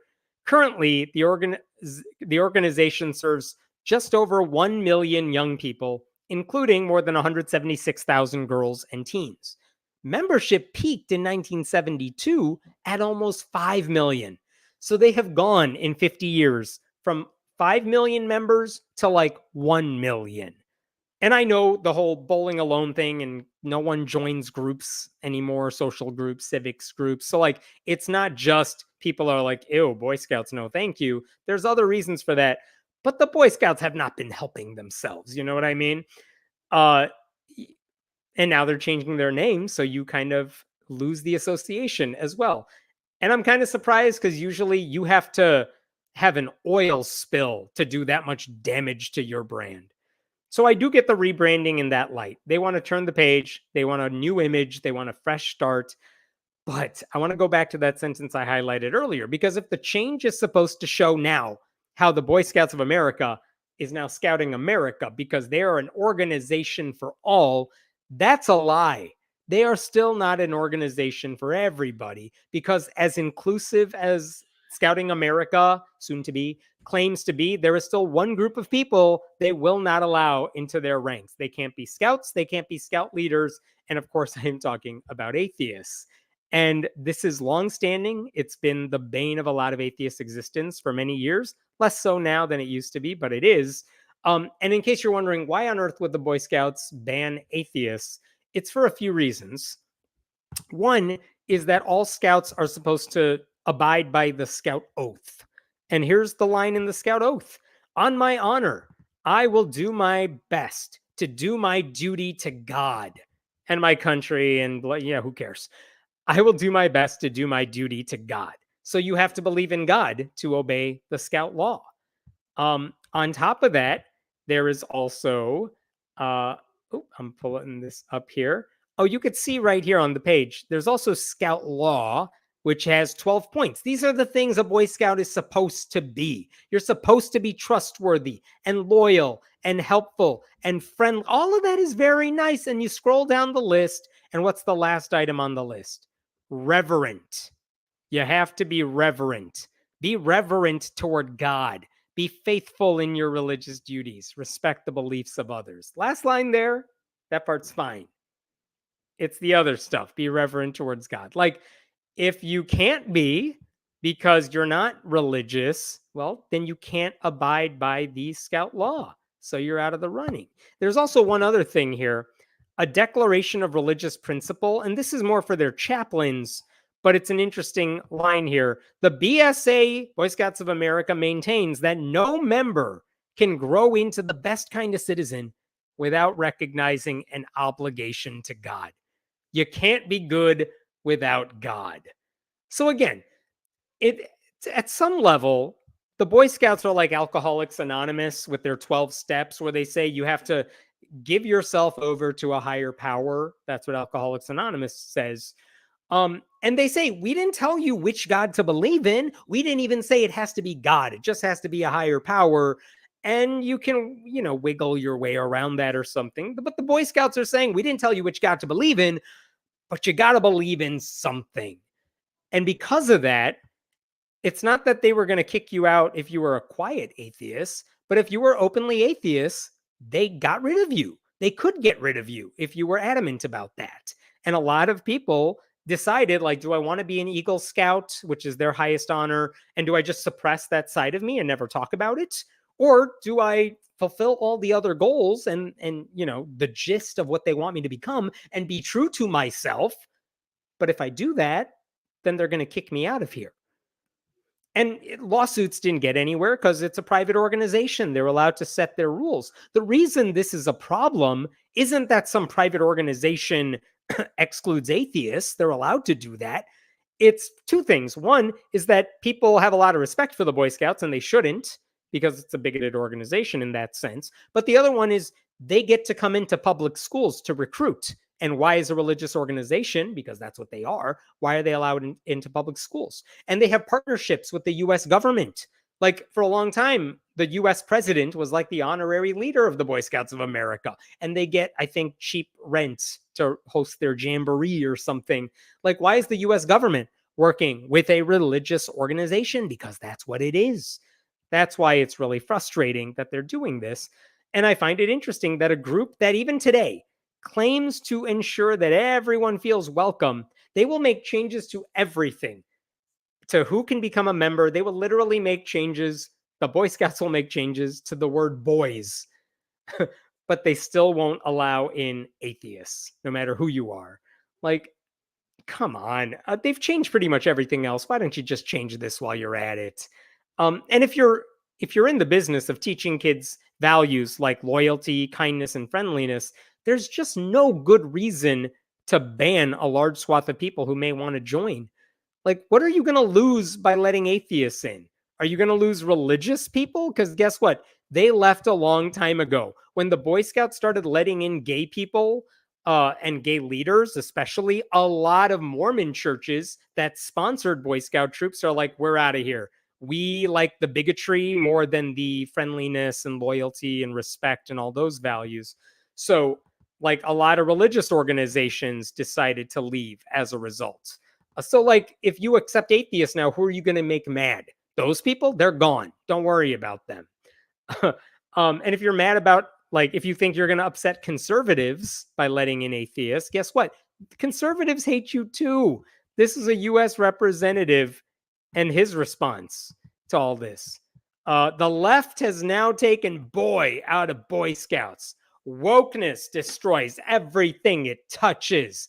Like, buddy, they started letting girls in 5 years ago. This is not new. They're just changing the name. They didn't take boys out of Boy Scouts. Guess what? Boys can still join the Boy Scouts. And also, I have yet to meet anyone who uses the word wokeness that I don't roll my eyes at when they're using it seriously. So, I don't know. I also don't think reverence should be a goal, to strive for anyway.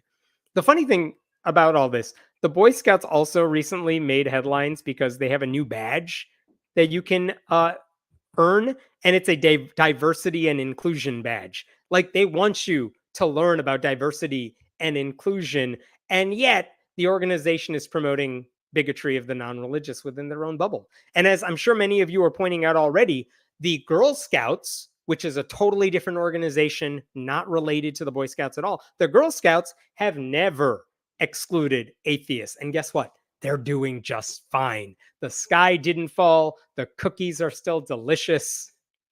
And like the sky wouldn't fall if the Boy Scouts decided to let atheists in either.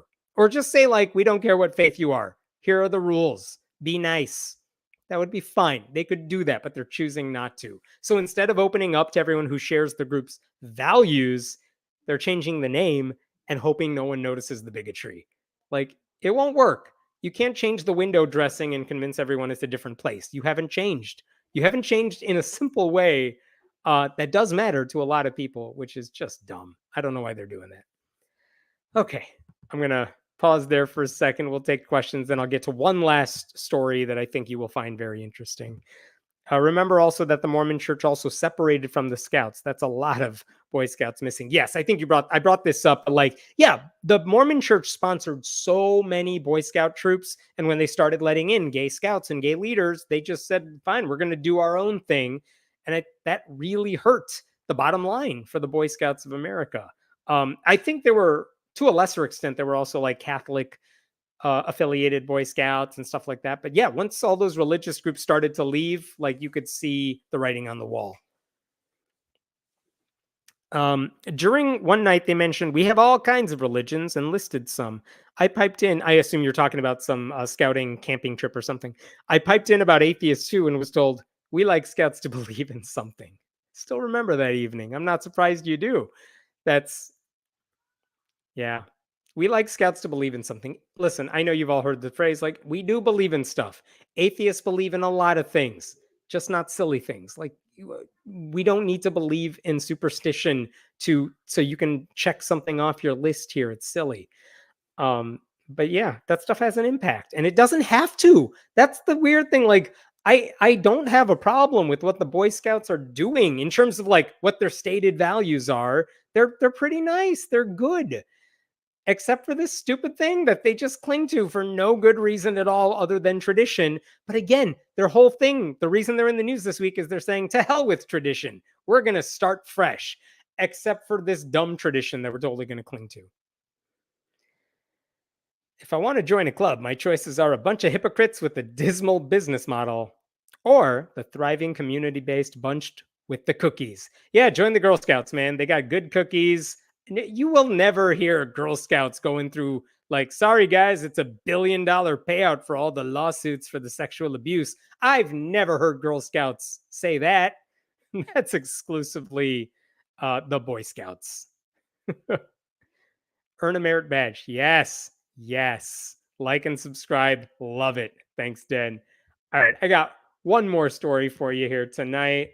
I think you will find this very interesting because I was shocked when I saw it. So I think you will be too. Here's the story. There is an elementary school in Louisiana. It's called Leslie Moore Elementary. And I think it's only like a kindergarten through third grade school. It's not even like sixth graders. It's K through 3. And about a month ago, the kids were given books equating premarital sex to slavery. And also telling them that they should convert to Christianity. How did that happen? It happened because a local church was allowed to go into the school during the school day and give those books to kids, which is crazy and wild. Okay, so this elementary school, it is in the city of Pineville, Louisiana, and the church members who came there are members of Journey Church, some mega church in the area, I think. And so, yeah, after students were finished with breakfast one day, members of this church were permitted to come on school property during school hours, and they handed out literature. And the literature they handed out is this right here. It's called The Life Book. This is the website for The Life Book. It's a very tiny book. They have the specs of the book on their website. They say we've distributed 54 million copies of The Life Book. Here is The Life Book. You can just like scroll through it. It's a lot of writing. We'll get into some of that in a second. But there are these little tiny square books, and they just gave them out to the kids. Okay. Now, if you don't know about The Life Book, a couple things you need to know about it. The organization that oversees The Life Book is Gideon's International. And I know you know who the Gideons are because that's the organization that puts Bibles in your hotel rooms. So they love giving away free literature. It's what they do.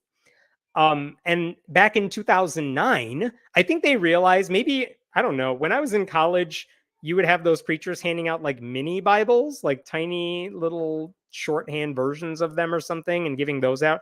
I think the Gideon's people realized no one ever reads those. They just throw them away. So in 2009, specifically to attract teenagers, they decided, why don't we just skip the Bible stuff and offer like a cool, hip Bible summary that it looks like you're being spoken to by other kids. Or at least what a bunch of adults wearing Steve Buscemi hats and holding a skateboard would find hip and cool. And it also has some advice in the book on how to deal with teenage issues. And the way it does this is it includes annotations in the book. Oh, by the way, I want to share this too. This is an article in The Guardian written by the great Catherine Stewart, but she mentioned these life books. In the past 3 years since its inception, the Lifebook Movement, a peer evangelism project of the Gideons International, claims to have distributed over 3.4 million evangelical tracts written with teens in mind to kids on school campuses nationwide. So, like, this is well known in the evangelical world. And again, with teens in mind, why are they giving these books away at an elementary school? Very weird. I'm going to show you some pages from this book here, because here's the way they do this thing. This is like a typical thing. They're telling the story of the Garden of Eden and the book of Genesis, and it's not Bible verses, it's like summaries of the Bible verses. Snakes can't be trusted. Satan basically told Adam and Eve that God was lying to them. It's like a friend gossiping with you about what the Bible says. And then look what you get in the little sidebar. Like, look at in the upper left. Totally hate snakes, says some dude named Tay. Oh, that's what you would annotate in that passage? Really? Okay, Tay. And then here, Satan, Eve took a bite that would change the world. In that one bite, trust was shattered. What does this person say? Really? One bite and the whole human race has to pay? Yes, D. That is a very interesting comment you bring up there. Fair question. What do we have here? I know what it's like to make bad choices when it comes to trust, says V with a heart.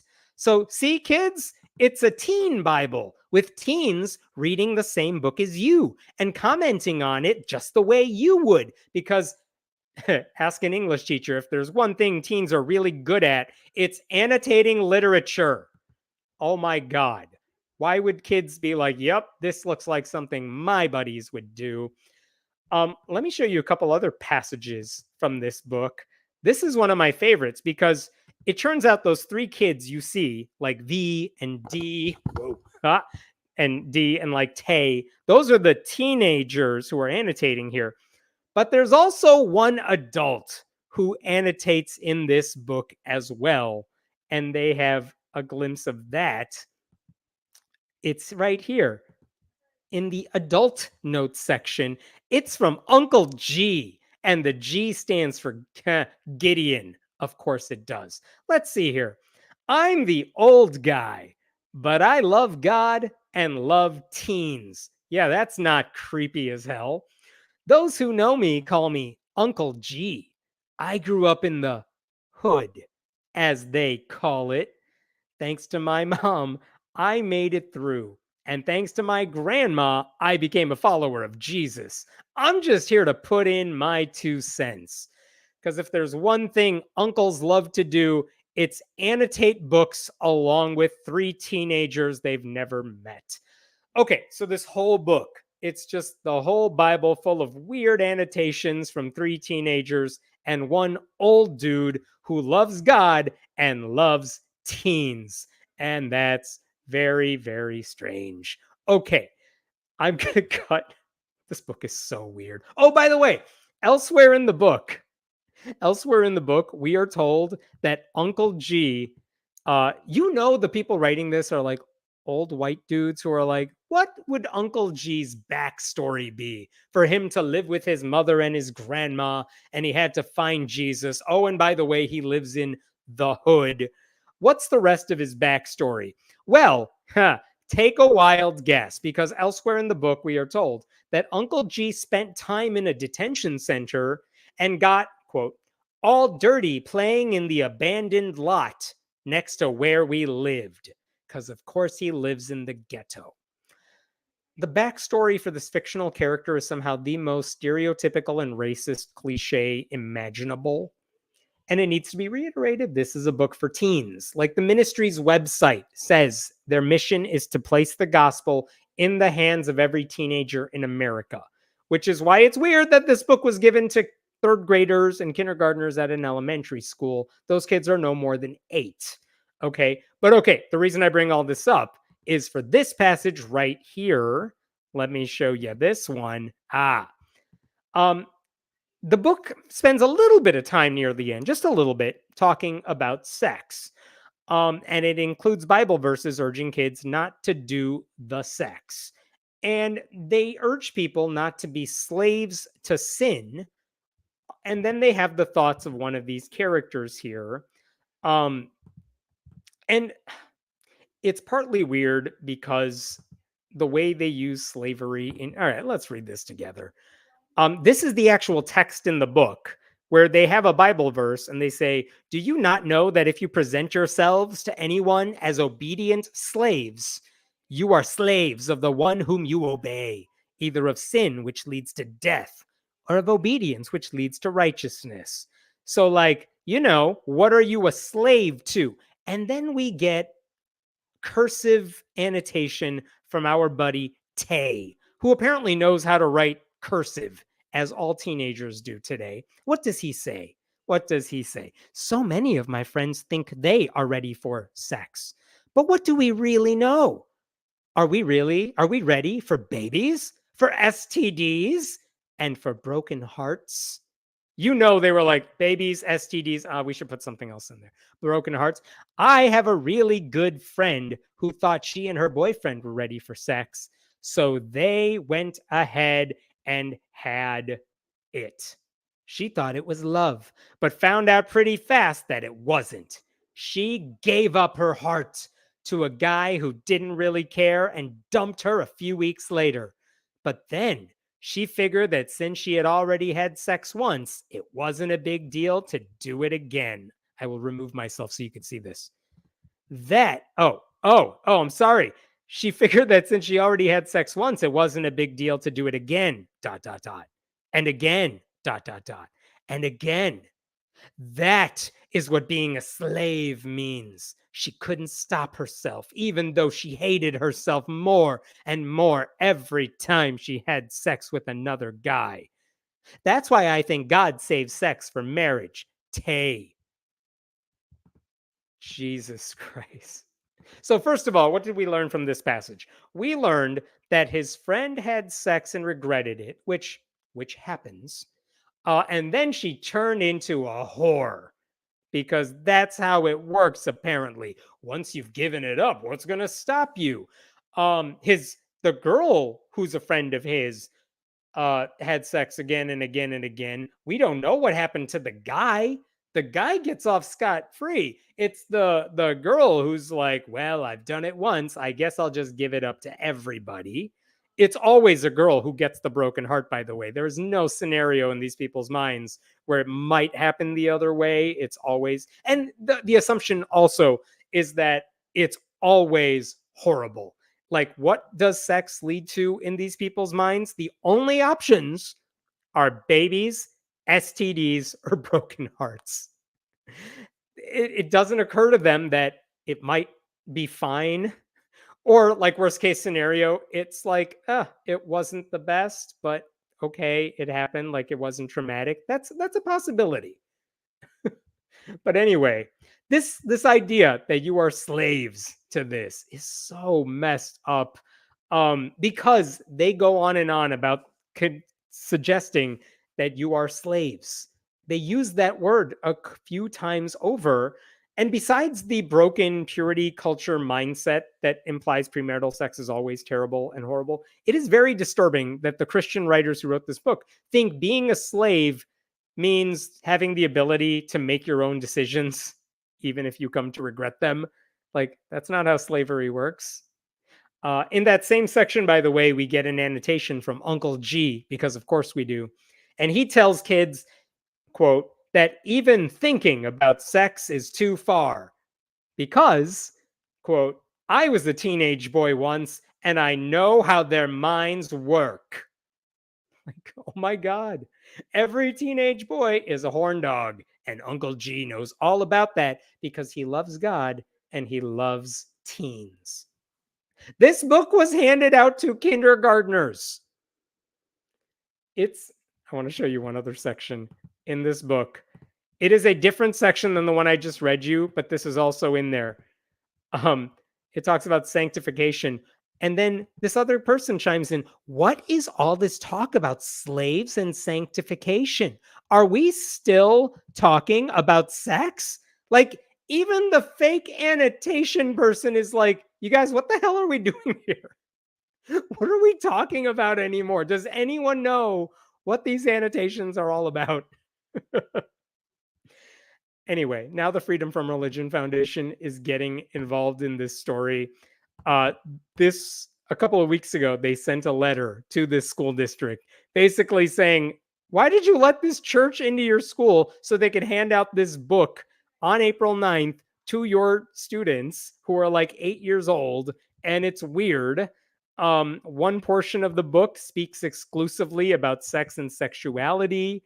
It says our complainant felt that this was inappropriate for their third grade child. Yeah, because it is. They also talk about the part I just told you about the slavery comparison.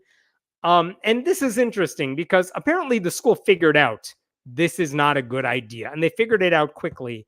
Look right here. I cannot highlight this really, but right above my head, we are pleased the school collected the life book after discovering its obscene nature. Like, I think church members handed out the book, and then the school was like, holy shit, we just saw what's in the book. Kids, give us back the books. Give us back everything. We need everything about Uncle G back in our hands.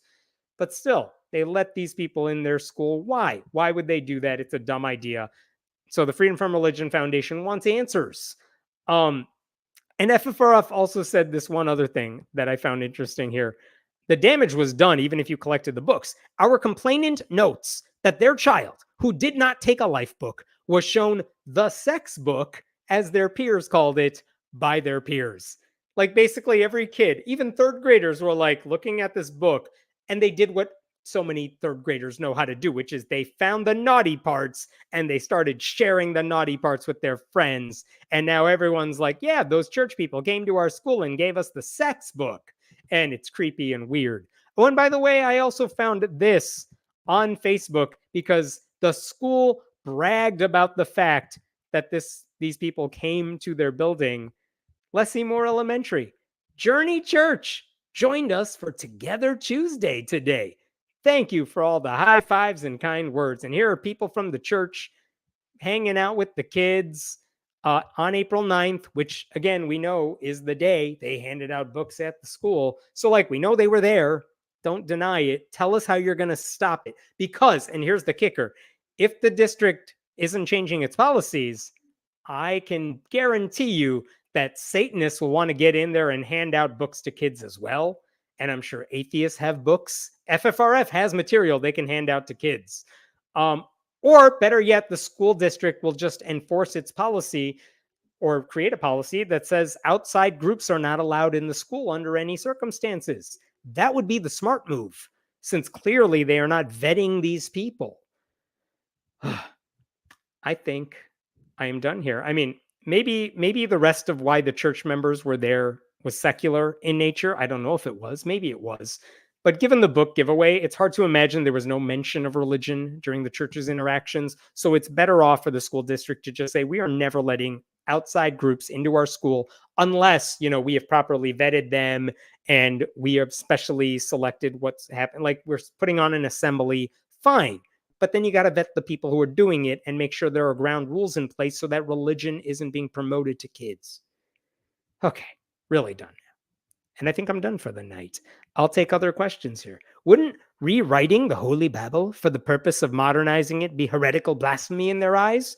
I think the answer is no here, because the goal is to get people to read the Bible. So if it takes, they do have passages from the Bible in the Life book, but they also have summaries of biblical stories, which is standard among churches and stuff. So I don't think there's anything in there conservative Christians wouldn't recognize, because they've seen it. There are plenty of all of you who are long-standing Christians back in the day. You all had your teen Bibles. Like, they don't just have like Bibles with a pink cover. They have like summaries and annotations and things like that. So I don't think it's weird.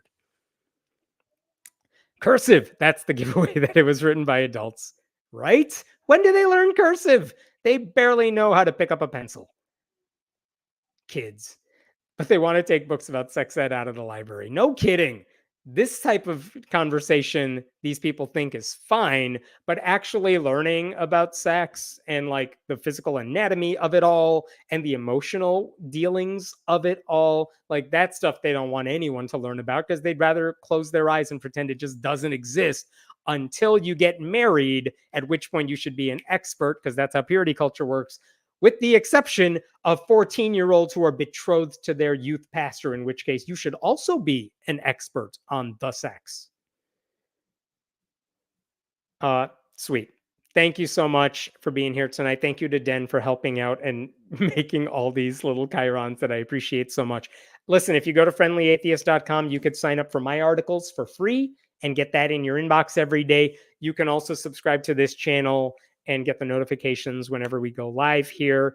Next week, I will be back on a weird Thursday again, so I will see you then. Otherwise, have a wonderful weekend. Thanks, everybody.